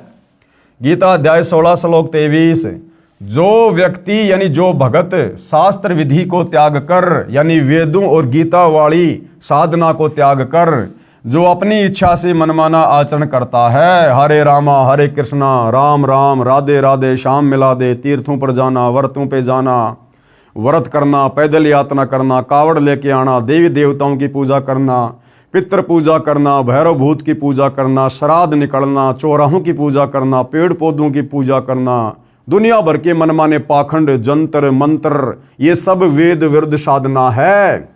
तो गीता ज्ञान देने वाला ये भगवान ब्रह्म गीता अध्याय 16 श्लोक 23 में अर्जुन से क्या कह रहा है कि जो व्यक्ति, जो साधक, जो भगत शास्त्र विधि को त्याग कर यानी वेद और गीता में लिखी सत्य साधना को त्याग कर जो अपनी इच्छा से मनमाना आचरण करता है, उसको न तो सुख प्राप्त होता है न सिद्धि प्राप्त होती है, जो कार्य सिद्ध करती है मोक्ष में सहयोगी होती है तथा न उसकी गति यानी मोक्ष होती है। अब बताओ, मारीची की गति नहीं हुई, वेद विरुद्ध साधना करने वाले मारीची की गति नहीं हुई। कितनी बार गधा बना, कितनी बार कुत्ता बना, कितनी बार बिल्ली बना, कैसे कैसे भाव में जाकर उसने कष्ट भोगे। ये गीता अध्याय 16 श्लोक 23 का निष्कर्ष है। अब गीता अध्याय 16 श्लोक 24 क्या कह रहा है कि फिर हमें क्या करना चाहिए? इससे तेरे लिए अर्जुन कर्तव्य यानी जो भक्ति कर्म करने योग्य हैं और अकर्तव्य जो भक्ति कर्म न करने योग्य हैं, उसके लिए शास्त्र ही प्रमाण है कि भैया ये वेद और गीता ही प्रमाण है कि कौन सी भक्ति करनी चाहिए और कौन सी भक्ति नहीं करनी चाहिए। और गीता जी ने अपना निष्कर्ष बता दिया। गीता ज्ञान देने वाले ब्रह्म ने गीता अध्याय 4 श्लोक नंबर 34 में बता दिया कि अर्जुन, अगर तुझे पूर्ण मोक्ष प्राप्त करना है, शाश्वत स्थान सतलोक में जाना है, तो भाई उस तत्व ज्ञान की प्राप्ति के लिए, उस विशेष ज्ञान की प्राप्ति के लिए तू किसी तत्वदर्शी संत की खोज कर ले। और तत्वदर्शी संत के बताए अनुसार यदि तू सत भक्ति करेगा तो तेरी मुक्ति होगी, तो तेरा मोक्ष होगा। तो भाई और बहनों, वो तत्वदर्शी संत वर्तमान में पृथ्वी पर एकमात्र सतगुरु रामपाल जी हैं, जिनके पास वो तत्व ज्ञान है जिस तत्व ज्ञान के विषय में गीता बोलने वाले ब्रह्म ने अध्याय 4 श्लोक नंबर 34 में निर्देशित किया है। तो गीता अध्याय 16 श्लोक 24 में क्या कहा है कि इससे तेरे लिए अर्जुन कर्तव्य यानी जो भक्ति कर्म करने योग्य हैं और अकर्तव्य जो भक्ति कर्म न करने योग्य हैं, उन सब के लिए शास्त्र ही प्रमाण है। तो शास्त्रोक्त साधना कर यानी शास्त्र विधि के अनुसार साधना कर। ये गीता अध्याय 16 श्लोक 24 का निष्कर्ष है। अब गुरुदेव क्या कह रहे हैं? विशेष यानी इसमें विशेष बात क्या है? जब गीता का ज्ञान बताया गया उस समय द्वापर मात्र 100 वर्ष शेष था, यानी इस कलयुग की शुरुआत में केवल 100 वर्ष ही शेष थे, जिस समय महाभारत के युद्ध में कुरुक्षेत्र के मैदान में गीता जी का ज्ञान बोला गया था। ये वेदों वाला ज्ञान फिर से बोला गया था और ये वेदों के विपरीत साधना होती हुई आ रही है सतयुग से, लाखों वर्ष से। क्या कह रहे हैं गुरुदेव? जब गीता का ज्ञान बताया गया उस समय द्वापर युग मात्र 100 वर्ष बचा हुआ था समाप्त होने में।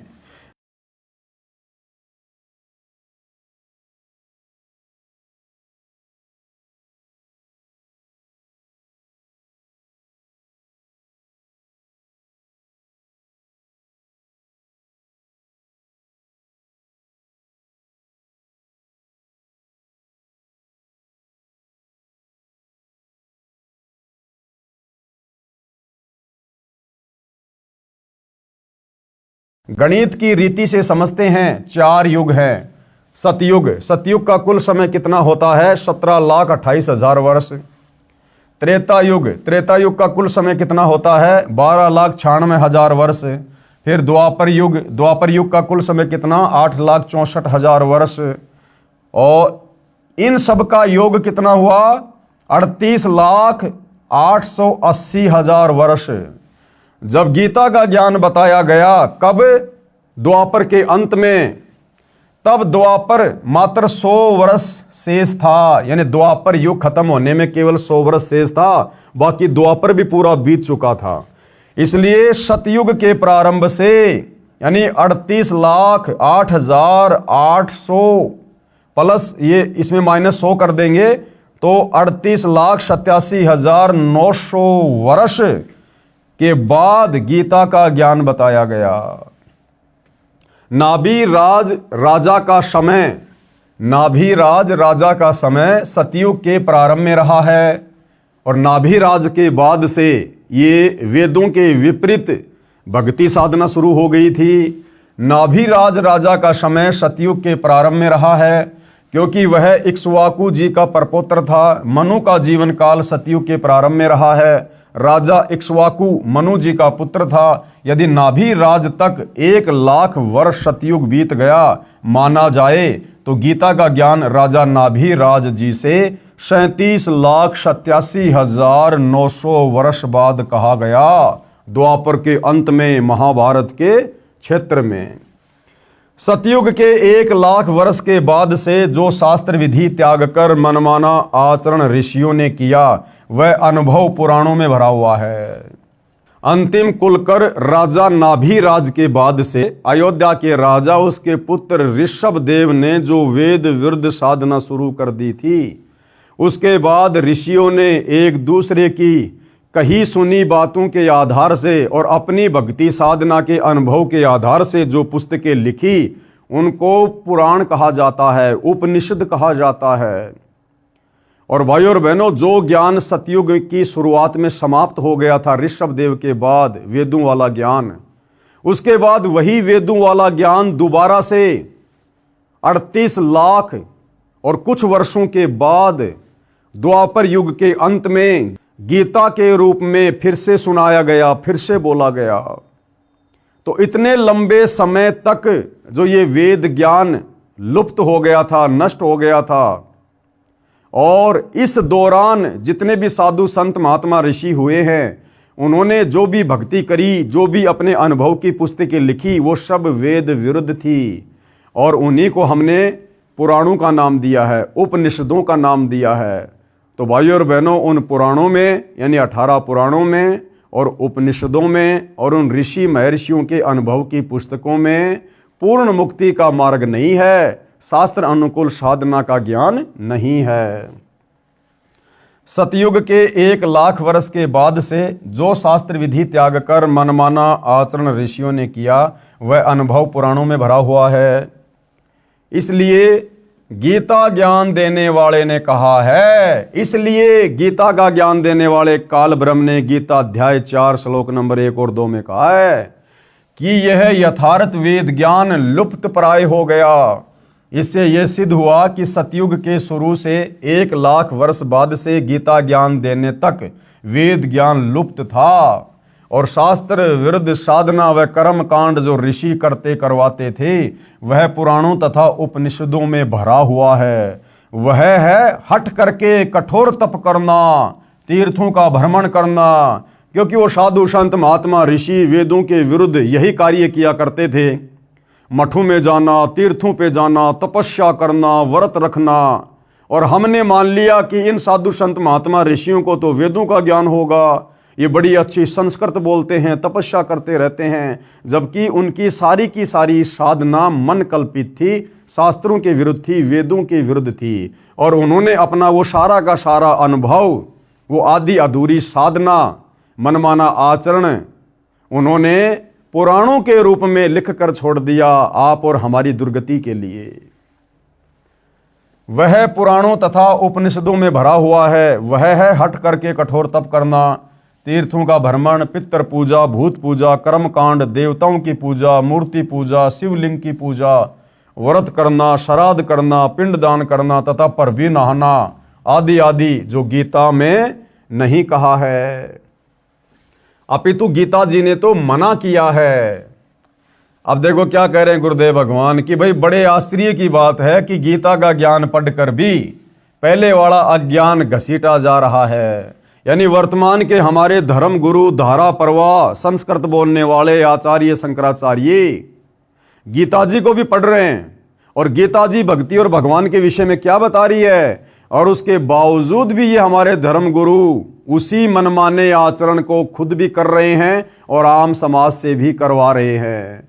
तो भाइयों और बहनों, हमारे धर्म गुरुओं को शास्त्र अनुकूल साधना का बिल्कुल भी ज्ञान नहीं था और ना वर्तमान में है। अगर होता और पूरा समाज यदि शास्त्रों के अनुसार, गीता के अनुसार भक्ति साधना कर रहा होता, तो सतगुरु रामपाल जी कहते हैं कि बच्चों, फिर मैंने अपने सिर में दर्द करने की आवश्यकता नहीं थी।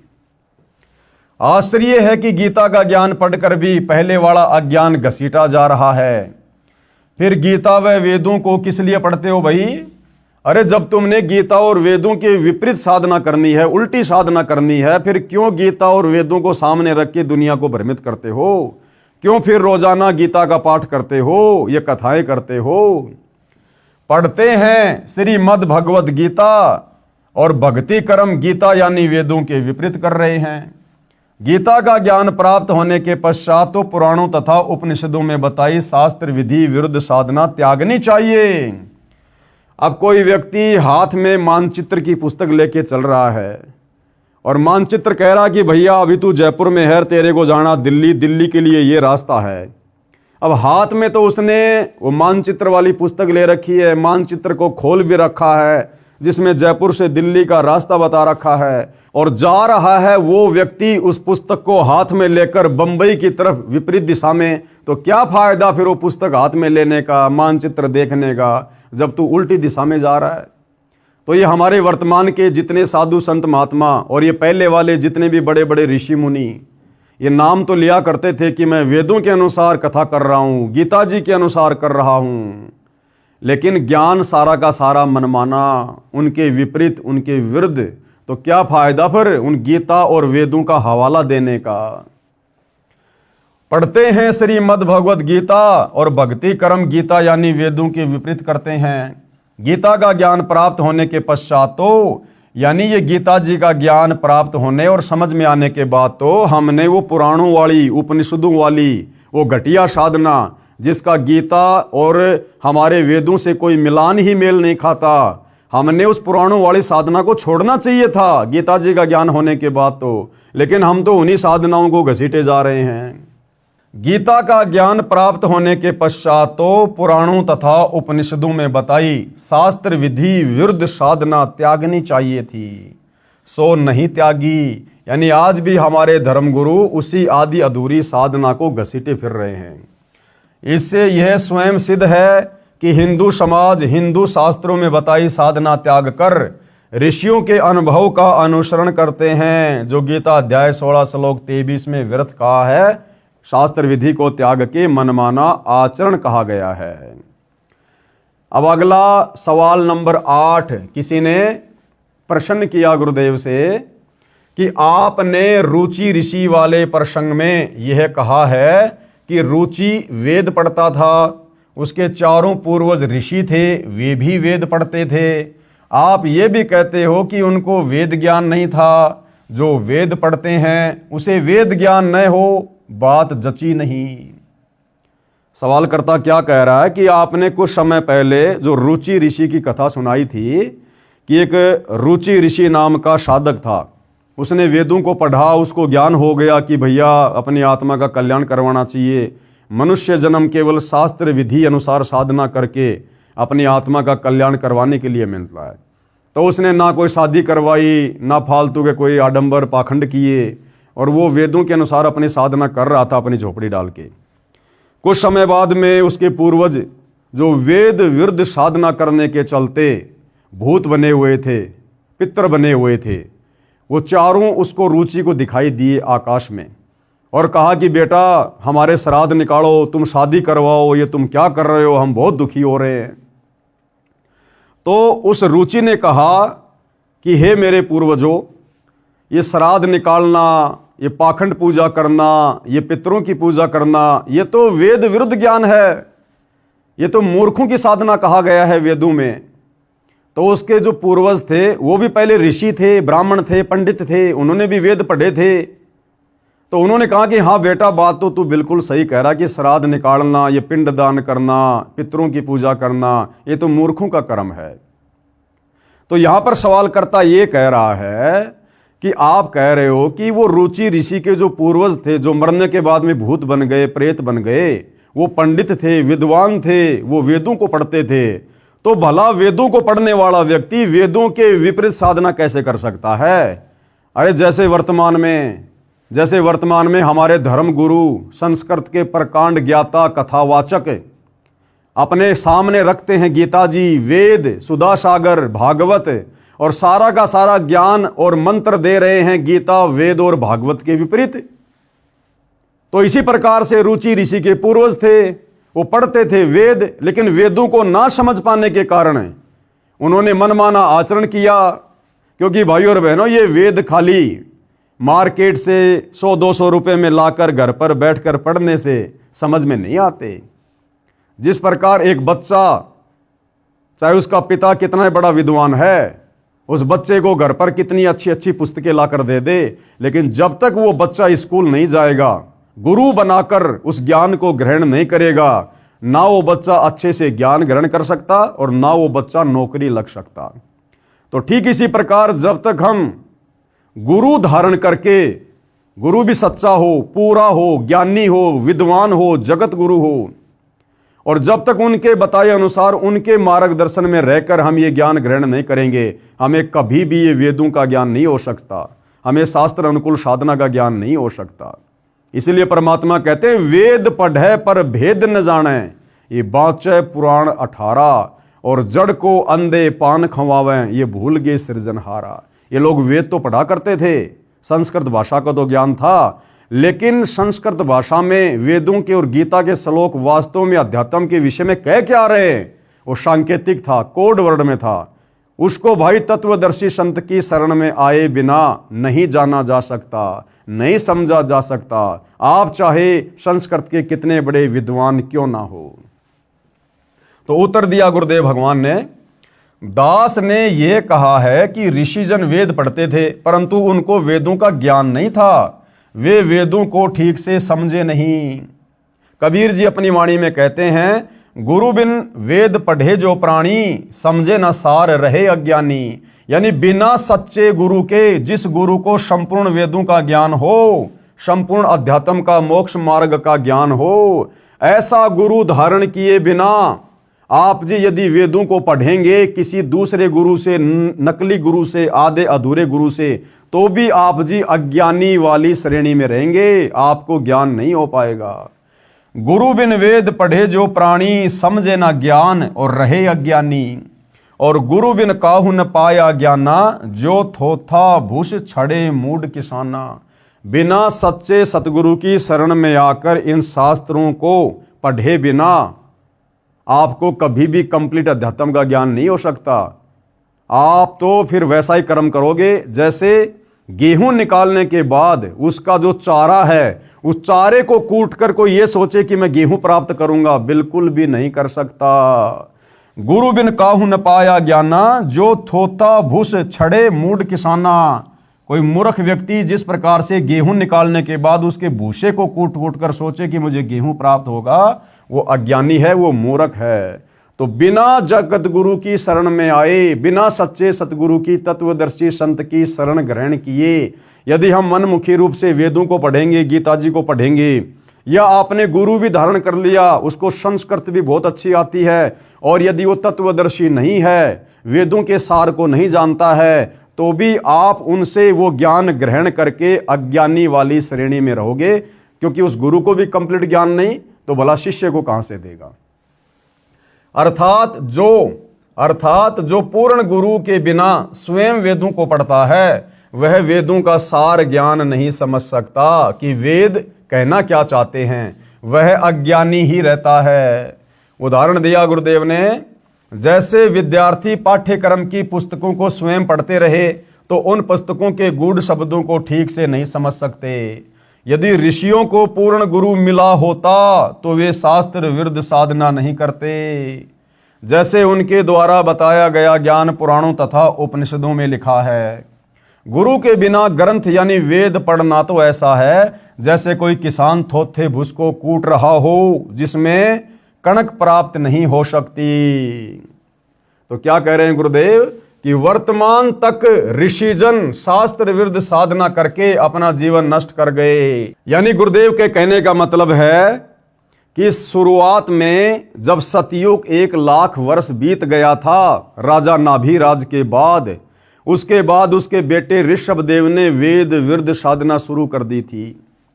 तो उस समय से लेकर और वर्तमान में सन 1994 से उसी वेदों वाली साधना को दोबारा से सतगुरु रामपाल जी ने जीवंत किया है।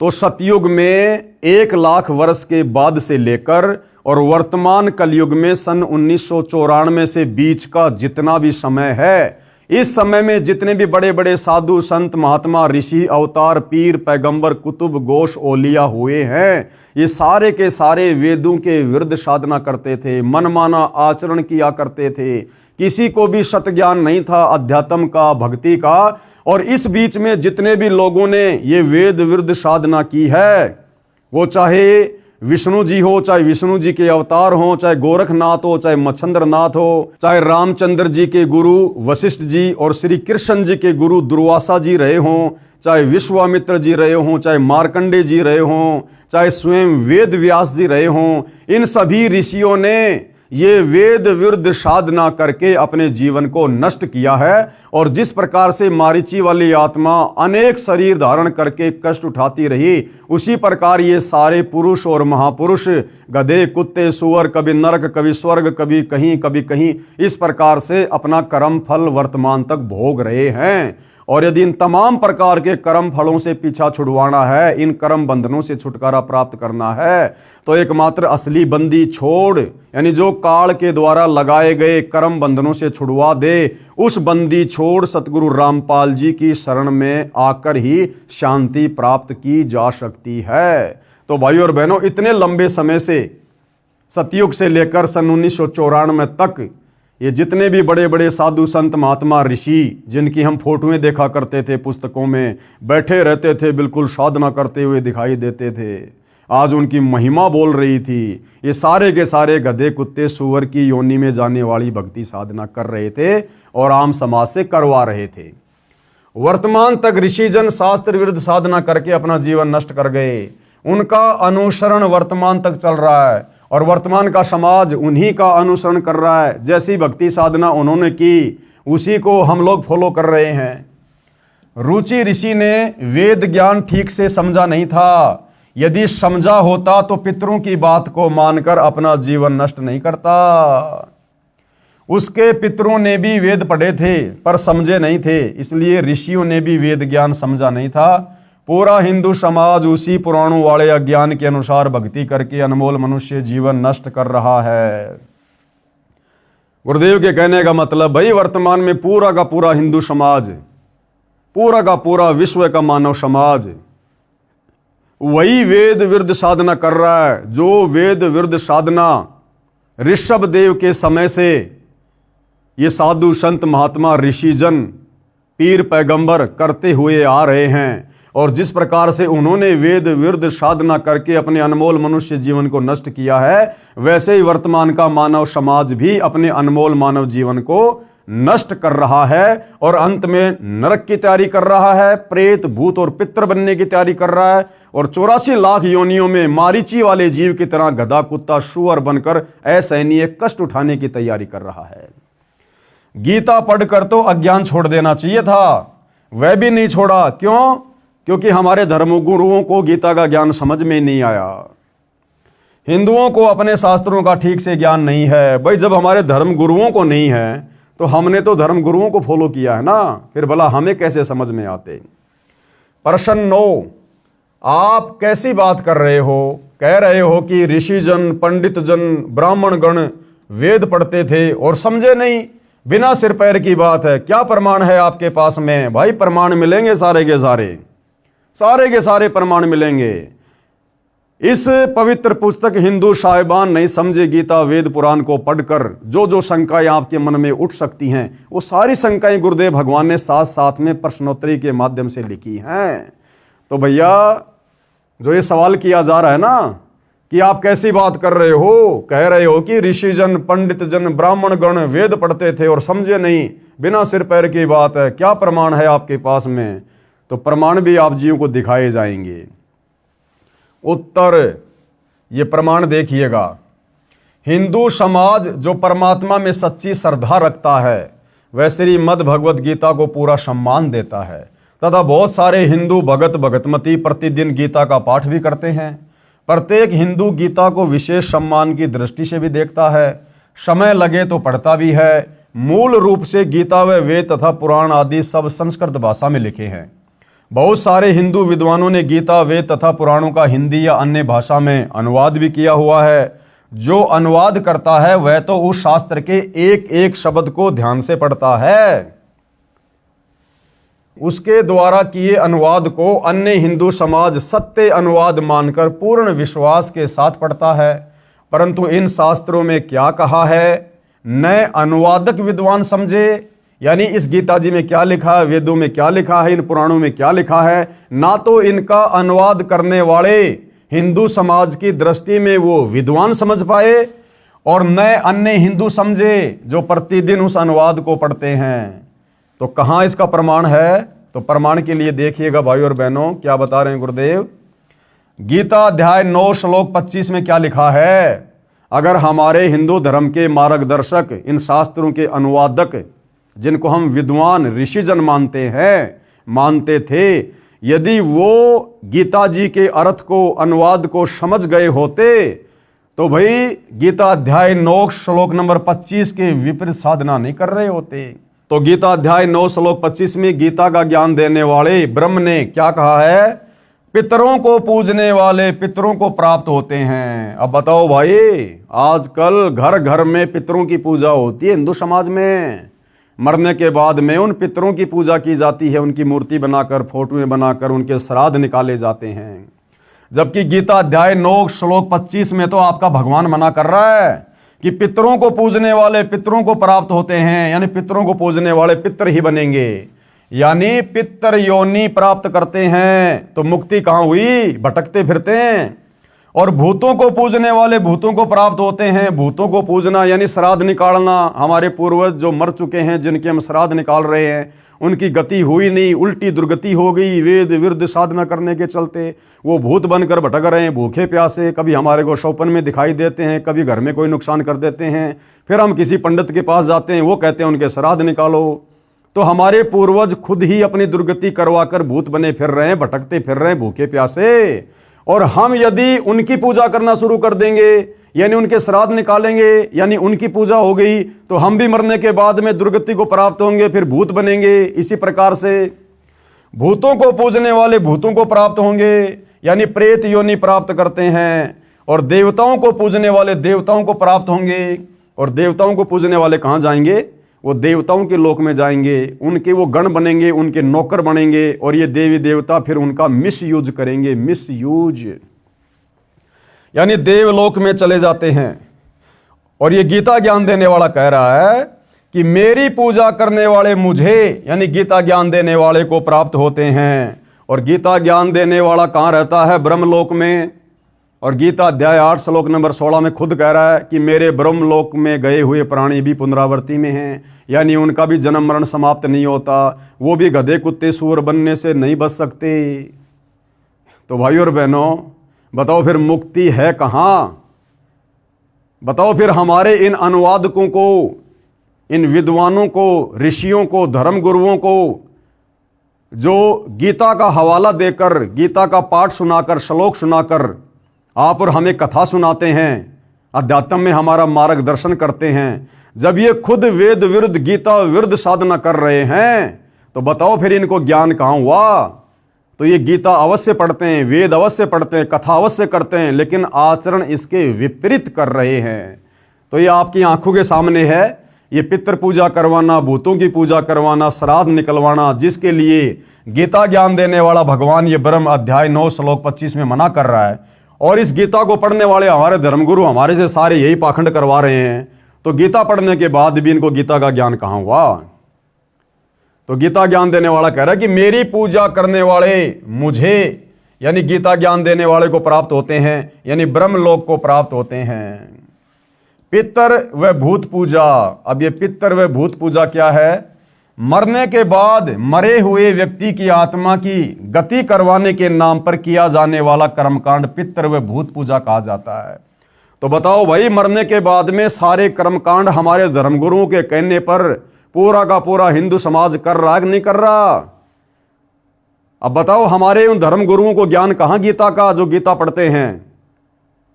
और आप और हम आम सामाजिक लोगों से भी इन्होंने गीता अध्याय 9 श्लोक 25 के विपरीत पितृ पूजा शुरू करवा दी, पाखंड पूजा शुरू करवा दी। आज हर किसी के घर में किसी की मृत्यु होने के पश्चात उसकी 12वीं 13वीं उसकी बरसी, समाधि पूजना, उसके श्राद्ध निकालना, सारे कर्मकांड करवाए जा रहे हैं। तो बताओ, हमारे धर्मगुरु हमें गीता अध्याय 9 श्लोक 25 के विपरीत साधना करवा रहे हैं। तो अंत में हमारी क्या दुर्गति होगी? वही जो हमारे पूर्वजों की उन्होंने दुर्गति करवा दी, वेद और गीता विरुद्ध साधना पर लगाकर। तो ये पितृ पूजा और भूत पूजा क्या है? मृत्यु के पश्चात मृतक की आत्मा की गति करवाने के नाम पर किया जाने वाला कर्मकांड पितृ व भूत पूजा कहा जाता है। जैसे चिता से अस्थियां उठाकर गंगा आदि दरिया में पंडित के द्वारा पूजा करवाकर जल प्रवाह करना, भूत पूजा। फिर 13वीं या 17वीं के दिन पूजा पाठ पंडित से करवाना, भूत पूजा। फिर वर्षी मनाते हैं, यानी जिस दिन मृत्यु हुई थी 1 वर्ष पश्चात उस तिथि को कर्मकांड पूजा करवाना, भूत पूजा। गरुड़ पुराण का पाठ करवाना, वेद विरुद्ध साधना, वेद विरुद्ध पूजा। श्राद्ध करवाना, भूत पूजा। पिंड दान करवाना आदि आदि पितृ व भूत पूजा है, जिनको करना वेद में अविद्या बताया है। आपने रुचि ऋषि की कथा में सुना, जब उसके पूर्वज उसको बहका रहे थे तो रुचि ने कहा कि ये श्राद्ध निकालना, पितृ पूजा करना, हे पूर्वजों, इसको तो वेदों में अविद्या कहा है, मूर्खों की पूजा कहा है। तो उसके पूर्वज बोले कि बात तो तेरी सही है, ये पितृ पूजा करना, श्राद्ध निकालना, ये वेदों में मूर्खों का कार्य कहा है। तो यहां गुरुदेव वही बता रहे हैं कि इन तमाम प्रकार की पाखंड पूजाओं को करना, जिनको करना वेद में अविद्या बताया है, यानी मूर्खों की पूजा बताया है, यानी मूर्खों की पूजा कहा है, जो पितर प्लस भूत योनि प्राप्त करवाती हैं, ये गीता भी प्रमाणित करती है। पितर पूजने से पितर बनते हैं, अध्याय 9 श्लोक 25, और भूत पूजा से भूत बनते हैं। इससे स्वयं सिद्ध है कि हिंदू समाज ने अपने धर्मशास्त्रों को पढ़ा है परंतु समझा नहीं। यदि पुराण ठीक से समझी होती तो इसमें श्राद्ध करने की एक विधि ये भी है जो विष्णु पुराण में इस प्रकार बताई है, जो वेद ज्ञान है। श्री विष्णु पुराण 3रा अंश के अध्याय 15 श्लोक 55-56 में कहा है कि हे भूपाल, पितरगण का आधार चंद्रमा और चंद्रमा का आधार योग है, इसलिए श्राद्ध में योगी जन को नियुक्त करना अति उत्तम है। यानी श्राद्ध में योगी जन को नियुक्त करना। योगी कौन? सच्चा भगत, सच्ची योग साधना करने वाला। हे राजन, यदि श्राद्ध भोजी 1000 ब्राह्मणों के सन्मुख एक योगी भी हो तो वह यजमानों सहित उन सब का उद्धार कर देता है। क्या लिखा है वेदों में कि जिस प्रकार से श्राद्ध में हजारों ब्राह्मण जो वेद विरुद्ध साधना करते हैं, गीता के विरुद्ध साधना करते हैं, अगर ऐसे ऐसे श्राद्ध में भोजन करने के लिए बैठे हुए 1000 पंडित और ब्राह्मणों के सामने अगर किसी एक सच्चे भगत को, तत्वज्ञानी भगत को, शास्त्र अनुकूल साधना करने वाले भगत को बैठाकर भोजन करवा दिया जाए तो जितना फायदा, जितना लाभ उन 1000 शास्त्र विरुद्ध साधना करने वाले ब्राह्मणों के भोजन करने से नहीं मिलेगा, उससे कहीं ज्यादा लाभ और उनकी तृप्ति किनकी? जो हमारे पूर्वज भूत बने फिर रहे हैं, उस एक शास्त्र अनुकूल साधना करने वाले सच्चे भगत के भोजन करने से हो जाती है। इतना लाभ मिल जाता है।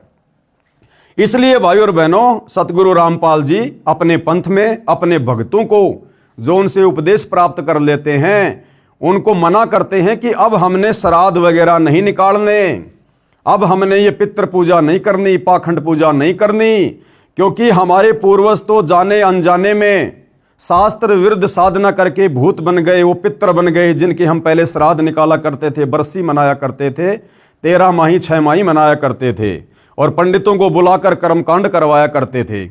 लेकिन अब हम वर्तमान के, यानी जो वो भूत प्रेत बन चुके हमारे पूर्वज, हम वर्तमान के उनके वंशज शास्त्र अनुकूल सत भक्ति सच्चे सतगुरु तत्वदर्शी संत से लेकर शुरू कर चुके हैं। तो अब हमने किसी पंडित को बुलाकर, किसी ब्राह्मण को बुलाकर वो पाखंड पूजा नहीं करवानी, क्योंकि अब हम खुद सच्ची भक्ति पर लग गए और हमारे भोजन करने से हमारे उन पूर्वजों का ऑटोमेटिक उद्धार होगा। हमारे सत भक्ति करने से परमपिता परमात्मा हमारे पूर्वजों की आत्मा को भी शांति देंगे, उनको भी मनुष्य जन्म देंगे। और सतगुरु रामपाल जी परमेश्वर जी ने यहां तक सत्य कहा है कि जिस दिन कोई भगत उनसे उपदेश लेकर सच्ची शास्त्र अनुकूल साधना करना शुरू कर देता है, उस भगत की पिछली 7 पीढ़ियों को मनुष्य जन्म मिलता है। यानी जैसे मैं पवन दास, आज से पहले मेरे तमाम पूर्वज वेद विरुद्ध साधना कर रहे थे, जिनके हम श्राद्ध निकाला करते थे, जो कि भूत बने हुए थे, पितर बने हुए थे, सभी के बने हुए हैं। तो अब वर्तमान में मुझे सतगुरु रामपाल जी की सत्य शरण प्राप्त हो गई है, तो अब मैंने वो पाखंड करने की आवश्यकता नहीं है।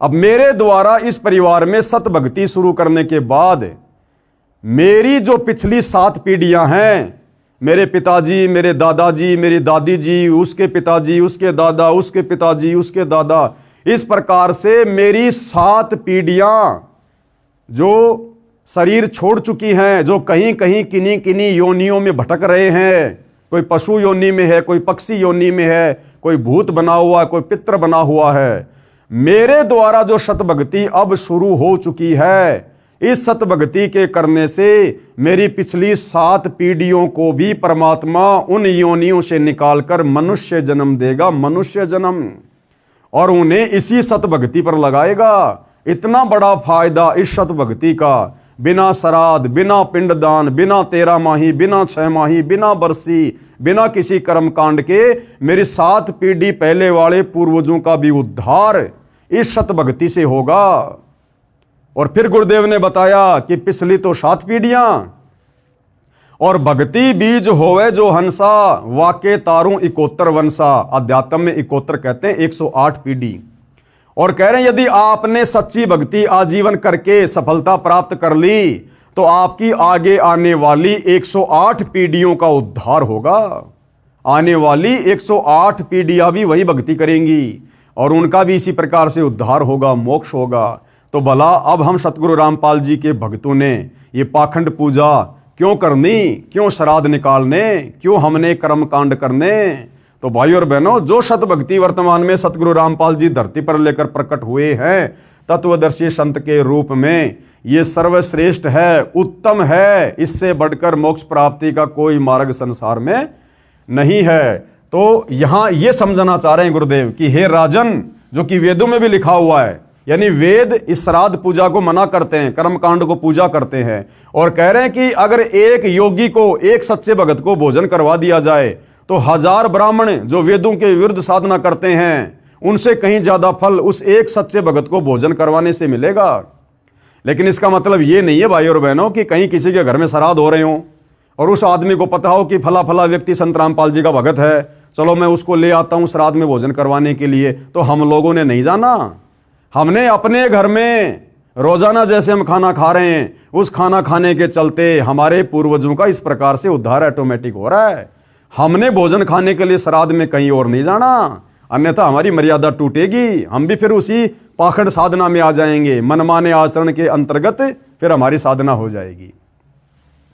हे राजन, यदि श्राद्ध भोजी 1000 ब्राह्मणों के सामने एक योगी भी हो तो वह यजमानों सहित उन सब का उद्धार कर देता है। विचार करने की बात है कि पुराण का यह ज्ञान सत्य है, ये वेद ज्ञान है जो सूक्ष्म वेद से लिया गया है, जिसे स्वयं सच्चिदानंद घन ब्रह्म यानी सत्य पुरुष स्वयं अपने मुख से वाणी बोलकर बताता है। उस तत्व ज्ञान को पढ़ने से भांति भांति के भ्रमित ज्ञान से हटकर मानव की बुद्धि कर्म कांड त्याग कर परमात्मा में निश्चल होकर स्थिर हो जाती है। ऐसा साधक यानी भगत, योगी यानी सच्चा शास्त्र अनुकूल ज्ञान के अनुसार साधना करने वाला साधक कहा जाता है। तो भाई वो सच्चे योगी वर्तमान में धरती पर केवल सतगुरु रामपाल जी के भगत हैं, और सतगुरु रामपाल जी की भी केवल वही भगत जो सतगुरु रामपाल जी की प्रत्येक मर्यादाओं में, उनके नियमों में, उनके वचन में, उनकी शिक्षाओं का अनुसरण करते हुए भक्ति करते हैं। ऐसा नहीं है कि नाम ले लिया संत रामपाल जी का, गले में लॉकेट पहन लिया, हाथ में रक्षा सूत्र डाल लिया और नियम कोई निभा नहीं रहा, तो वो संत रामपाल जी से उपदेशी होने के बाद भी उनका सच्चा योगी, सच्चा साधक, सच्चा भगत नहीं है। अब योगी की क्या पहचान बताई है? योगी यानी सच्चे भगत की गीता अध्याय 2 श्लोक 53 में कहा है, यानी गीता ज्ञान देने वाले ब्रह्म ने गीता अध्याय 2 श्लोक नंबर 53 में अर्जुन को कहा है कि हे भारत, भांति भांति के वचनों को सुनने से विचलित हुई तेरी बुद्धि जब परमात्मा में निश्चल होकर स्थिर हो जाएगी तब तू योग को प्राप्त होगा। यानी भांति भांति के वचनों को सुनकर, यानी दुनिया भर का ज्ञान और अज्ञान सुनकर उसका निष्कर्ष निकालकर जब तेरी ये बुद्धि उस सच्ची भक्ति पर स्थिर हो जाएगी, तू दृढ़ हो जाएगा कि सच्चे सतगुरु रामपाल जी के अलावा धरती पर किसी के पास ये सत्य ज्ञान नहीं है, पूर्ण मोक्ष और मुक्ति का मार्ग नहीं है। जब तू सारे शास्त्रों को देखकर, इन प्रमाणों को देखकर, सत्संगों को सुनकर और वर्तमान में चल रही कर्म कांड पाखंड वाली पूजा को देखकर और आंखों से सदग्रंथों में उस वेद विरुद्ध साधना को ना करने वाले प्रमाण देखकर जब तेरी आत्मा स्थिर हो जाएगी, तू दृढ़ हो जाएगा कि धरती पर सतगुरु रामपाल जी के अलावा दूसरा भक्ति मार्ग कहीं कोई नहीं है, और तू दृढ़ होकर भक्ति करेगा। कहते हैं वो क्या है? गीता अध्याय 2 श्लोक नंबर 53 के अनुसार वास्तव में वह योगी है। हे भारत, भांति भांति के वचनों को सुनने से विचलित हुई तेरी बुद्धि जब परमात्मा में निश्चल होकर स्थिर हो जाएगी तब तू योग को प्राप्त होगा। जैसे हम लोग अपने पूर्वजों को देखकर पहले वही साधना किया करते थे वेद विरुद्ध। राम नवमी आई तो रामचंद्र जी की पूजा, कृष्ण जन्माष्टमी आई तो श्री कृष्ण जी की पूजा, बीच बीच में हनुमान भैरव भूत की पूजा, चौराहे पर जाकर ठेकरी फोड़ देना, अन्य किसी पेड़ पौधों की पूजा, तुलसी की पूजा, बेल पत्तर की पूजा, या फिर रामायण को पढ़ना, महाभारत को पढ़ना, उसके अनुसार भक्ति करना, अन्य देवी देवताओं की पूजा, पैदल यात्रा करना, कावड़ लेके आना। तो कहते हैं जो साधना हम करते आ रहे थे वेद विरुद्ध, उस भांति भांति की साधना से हमारा दिमाग जो विचलित हो चुका है, कहते हैं उससे निष्कर्ष निकालकर सच्चे सतगुरु के सत्संग सुनने के बाद इन तमाम प्रकार की साधनाओं से निष्कर्ष निकालकर कि सच्ची साधना क्या है। और जब तेरा दिमाग, तेरी बुद्धि, जब भांति भांति के वचनों को सुनने से विचलित हुई तेरी बुद्धि, क्योंकि रामायण का पाठ करने वाला कहेगा कि राम से बड़ा कोई नहीं है, विष्णु का पाठ करने वाला कहेगा कि विष्णु भगवान से बढ़कर कोई भगवान नहीं है, शिव पुराण की कथा करने वाला शंकर से ऊपर कोई भगवान नहीं बताता, फिर कोई कहता कि हनुमान से बड़ा कोई भगवान नहीं है, हनुमान की पूजा करोगे तो श्री रामचंद्र जी वाला लाभ मिल जाएगा, कोई क्या क्या कहा करता था। तो ये तरह तरह के भांति भांति के वचन सुनकर जब तेरी बुद्धि परमात्मा में निश्चल होकर स्थिर हो जाएगी, और वो स्थिर कब होगी? सच्चे सतगुरु के सत्संग सुनकर, ये प्रमाण देखकर जो इस पुस्तक में दिखाए जा रहे हैं, तब तो तू योग को प्राप्त होगा, यानी तू योगी बनेगा, तब तो तू भगत बनेगा। जब तेरी बुद्धि स्थिर हो जाएगी कि हाँ मैंने कौन सी भक्ति करनी है, जब तू ये दृढ़ हो जाएगा तब तो केवल तू भगत बनेगा, भक्ति तो उसके बाद शुरू होगी। तब तू योग को प्राप्त होगा, यानी योगी बनेगा, भगत बनेगा। अब भावार्थ क्या बता रहे हैं गुरुदेव? तत्व ज्ञान सुनने के बाद भगत या भगतमती का अन्य लोक वेद से मन हट जाता है। जैसे हम सतगुरु रामपाल जी के भक्तों का हट गया, सत भक्ति को शुरू करके सतगुरु रामपाल जी के प्रमाणित सत्संग सुन के, और अब इस पुस्तक को पढ़ने के बाद आप हिंदू समाज के भाई बहनों का मन उस आदि अधूरी वेद शास्त्र विरुद्ध साधना से हट जाएगा। तत्व ज्ञान सुनने के पश्चात भगत भगतमती का अन्य लोक वेद से मन हट जाता है। लोक वेद यानी सुनी सुनाई बातें, सुनी सुनाई साधना, केवल तत्व ज्ञान अनुसार साधना करता है। उस समय भगत की बुद्धि एक परम अक्षर ब्रह्म यानी पूर्ण ब्रह्म परमात्मा में स्थिर हो जाती है, यानी एक परमात्मा में।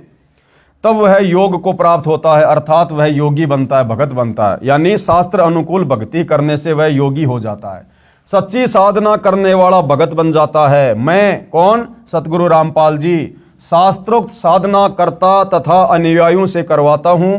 हम सब योगी हैं, यानी सच्चे भगत हैं, सच्चे साधक हैं। एक परम अक्षर ब्रह्म यानी सत्य पुरुष को इष्ट मानकर शास्त्रोक्त भक्ति निश्चल मन से करते हैं। हम आश्रमों में पाठ का आयोजन करते हैं, सब अनुयायी दान करते हैं, उनका भोजन बनाया जाता है। परम अक्षर ब्रह्म को यज्ञों में प्रतिष्ठित करते हैं, उनको भोग लगाते हैं, उसे सब योगी यानी भगत तथा भगतमती खाते हैं। दानकर्ता का तथा सारे परिवार का तथा पितरों का उद्धार हो जाता है तथा मोक्ष भी मिलता है। हम श्राद्ध रूप में भोजन नहीं बनाते, हम प्रसाद रूप में भोजन बनाते हैं और परम अक्षर ब्रह्म को भोग लगाते हैं। उसके बाद वो भोजन वो प्रसाद बन जाता है। और इस प्रकार बिना श्राद्ध निकाले, बिना पितृ पूजा किए, बिना किसी प्रकार के कर्म कांड के हम भी त्रिपत और हमारे पूर्वज जो भूत बने हुए थे वो भी त्रिपत। इसके विषय में क्या कहा गया है? कबीर एक के साधे सब सदे, यानी एक सच्चे परमात्मा की साधना करने से नीचे के सारी देवी देवताओं की साधना ऑटोमेटिक सफल हो जाती है। कबीर एक के साधे सब सदे और सब साधे सब जाए और माली सींचे मूल को फले फूले अघाए। जिस प्रकार यदि आपने आम का पौधा लगाकर आम प्राप्त करना है तो आपने विधिवत उस आम की सिंचाई करनी पड़ेगी, देखभाल करनी पड़ेगी। आपने आम के पौधे की जड़ में खाद और पानी डालना पड़ेगा। जड़ में खाद और पानी डालने से पूरा पौधा परिपक्व होगा, फलीभूत होगा। और यदि कोई नादान उसकी जड़ में पानी ना डाल के उसके पत्तों पर पानी छिड़कता रहे, उसकी टहनियों पर पानी छिड़कता रहे, वो पौधा कभी भी परिपक्व नहीं होगा। तो इसी प्रकार अध्यात्म की मूल, अध्यात्म की जड़ कबीर परमात्मा है, परम अक्षर ब्रह्म है, सत्य पुरुष है। उस एक को इष्ट मानकर साधना करने से ये भक्ति रूपी पौधा यानी ये सब कुछ हमारा सर्व सिद्ध हो जाएगा। और यदि हमने उस भक्ति रूपी पेड़ परम अक्षर ब्रह्म की जड़ को ना पूजकर, यानी उस एक परमात्मा को इष्ट मानकर ना पूजकर, यदि हमने उसके पत्ते, उसकी टहनियां, उसकी शाखाएं, ब्रह्मा विष्णु महेश, ये काल ब्रह्म, यदि देवी देवताओं को पूजते रहे, पाखंड पूजा करते रहे, तो हमारा सब कुछ नष्ट हो जाएगा। तो क्या कहा है?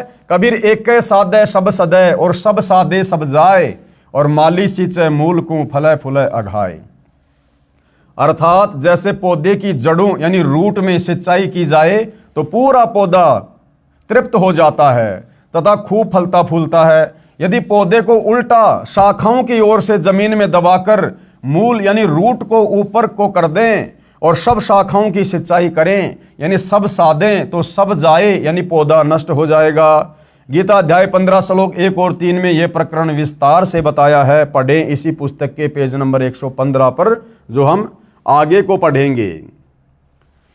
यह दास यानी सतगुरु रामपाल जी भी धार्मिक अनुष्ठान श्रद्धा से पूजा करता और करवाता है, जिसके करने से साधक यानी भगत पितर भूत नहीं बनता अपितु पूर्ण मोक्ष प्राप्त करता है। तथा जो पूर्वज गलत साधना यानी शास्त्र विधि त्याग कर मनमाना आचरण अर्थात पूजा करके पितर भूत बने हुए हैं, उनका भी छुटकारा हो जाता है पिछली 7 पीढ़ियों तक का। यही प्रमाण इसी विष्णु पुराण पेज 209 पर इसी तीसरे अंश के अध्याय 14 श्लोक 20 से 31 में भी लिखा है कि जिसके पास श्राद्ध करने के लिए धन नहीं है तो वह ये कहे, हे पितृगणों, आप मेरी भक्ति से तृप्ति लाभ प्राप्त करें, क्योंकि मेरे पास श्राद्ध करने के लिए वित्त यानी धन नहीं है। कृपया पाठक जन विचार करें कि जब भक्ति मंत्र जाप की कमाई से पितर तृप्त हो जाते हैं तो फिर अन्य कर्म कांड की क्या आवश्यकता? भाई विष्णु पुराण में लिखा है, यदि किसी के पास में श्राद्ध पूजा करने के लिए, पितृ पूजा करने के लिए धन नहीं है तो वो क्या करे? अपनी भक्ति कमाई को संकल्प कर दे कि हे मेरे पितरों, हे मेरे पूर्वजों, मेरे पास में आपके श्राद्ध के लिए खीर खांड हलवा पूरी बनाने के लिए साधन नहीं है, पैसा नहीं है। आप मेरी भक्ति में से यानी मैं जो मंत्रों का जाप करता हूं, जो धर्म कर्म करता हूं, उसमें से कुछ भक्ति कमाई मैं आपको संकल्प कर रहा हूं। और विष्णु पुराण कहता है कि ऐसा संकल्प करने से अपनी भक्ति का उन पूर्वजों की जो भूत बने हुए हैं, पितर बने हुए हैं, उनकी आत्मा संतुष्ट हो जाती है। तो बताओ फिर ये कर्मकांड करने से क्या फायदा? इन पंडितों को बुलाकर कर्मकांड करवाना, हलवा खीर खांड पूरी बनाकर उसका सत्यानाश करवाना, भगवान का दोषी बनना, वेद विरुद्ध साधना करके भगवान का दोषी बनना, बताओ फिर इसका क्या फायदा? जब उस व्यक्ति की भक्ति कमाई संकल्प करने से, उसके मंत्रों के जाप की कमाई से उसके पूर्वजों की आत्मा तृप्त हो रही है, तो फिर कर्म कांड करने से क्या फायदा? कृपया पाठक जन विचार करें कि जब भक्ति यानी मंत्र जाप की कमाई से पितर तृप्त हो जाते हैं, तो फिर अन्य कर्म कांड की क्या आवश्यकता है? ये श्राद्ध निकालने की क्या आवश्यकता? बरसोदी 6 माही, ये पितृ पूजा, ये सब करने से क्या फायदा? ये सब परपंच ज्ञानहीन गुरु लोगों ने अपने उदर पोषण के लिए यानी पेट भरने के लिए किया है। अब बताओ, विष्णु पुराण में ये सारी बातें लिखी हुई है और यही हमारे धर्मगुरु उसी विष्णु पुराण को पढ़कर हमारे से श्राद्ध निकलवा रहे हैं। जबकि इन धर्मगुरुओं ने अगर विष्णु पुराण को भी समझा होता तो ये श्राद्ध नहीं निकलवाते, इस प्रकार से अपनी भक्ति कमाई को संकल्प करवा देते। कोई कर्मकांड पाखंड करने की जरूरत नहीं थी, लेकिन इनको तो अपना पेट भरने के लिए खीर खांड हलवा चाहिए, इसलिए इन्होंने आम समाज को धोखे में रखा हुआ है। क्योंकि गीता अध्याय 4 श्लोक 33 में भी लिखा है कि द्रव्य यानी धन द्वारा किया यज्ञ, धार्मिक अनुष्ठान से ज्ञान यज्ञ यानी तत्व ज्ञान सुन समझकर की गई साधना श्रेष्ठ है। एक और विशेष विचारणीय विषय है कि विष्णु पुराण में पितृ व देव पूजने का आदेश एक ऋषि का है तथा वेदों व गीता जी में पितरों व देवताओं की पूजा का निषेध है। यानी विष्णु पुराण में पितरों को पूजने का जिस प्रकार से ये संकल्प वाली विधि लिखी हुई है ना, गुरुदेव कह रहे हैं ये वेदों का ज्ञान नहीं है, ये गीता का ज्ञान नहीं है, ये इन ऋषियों ने अपनी तरफ से उन पुराणों में इस प्रकार का ज्ञान वेद विरुद्ध लिखा हुआ है। एक और विशेष विचारणीय विषय है कि विष्णु पुराण में पितृ व देव पूजने का आदेश एक ऋषि का है तथा वेदों व गीता जी में पितरों व देवताओं की पूजा का निषेध है यानी मना किया हुआ है।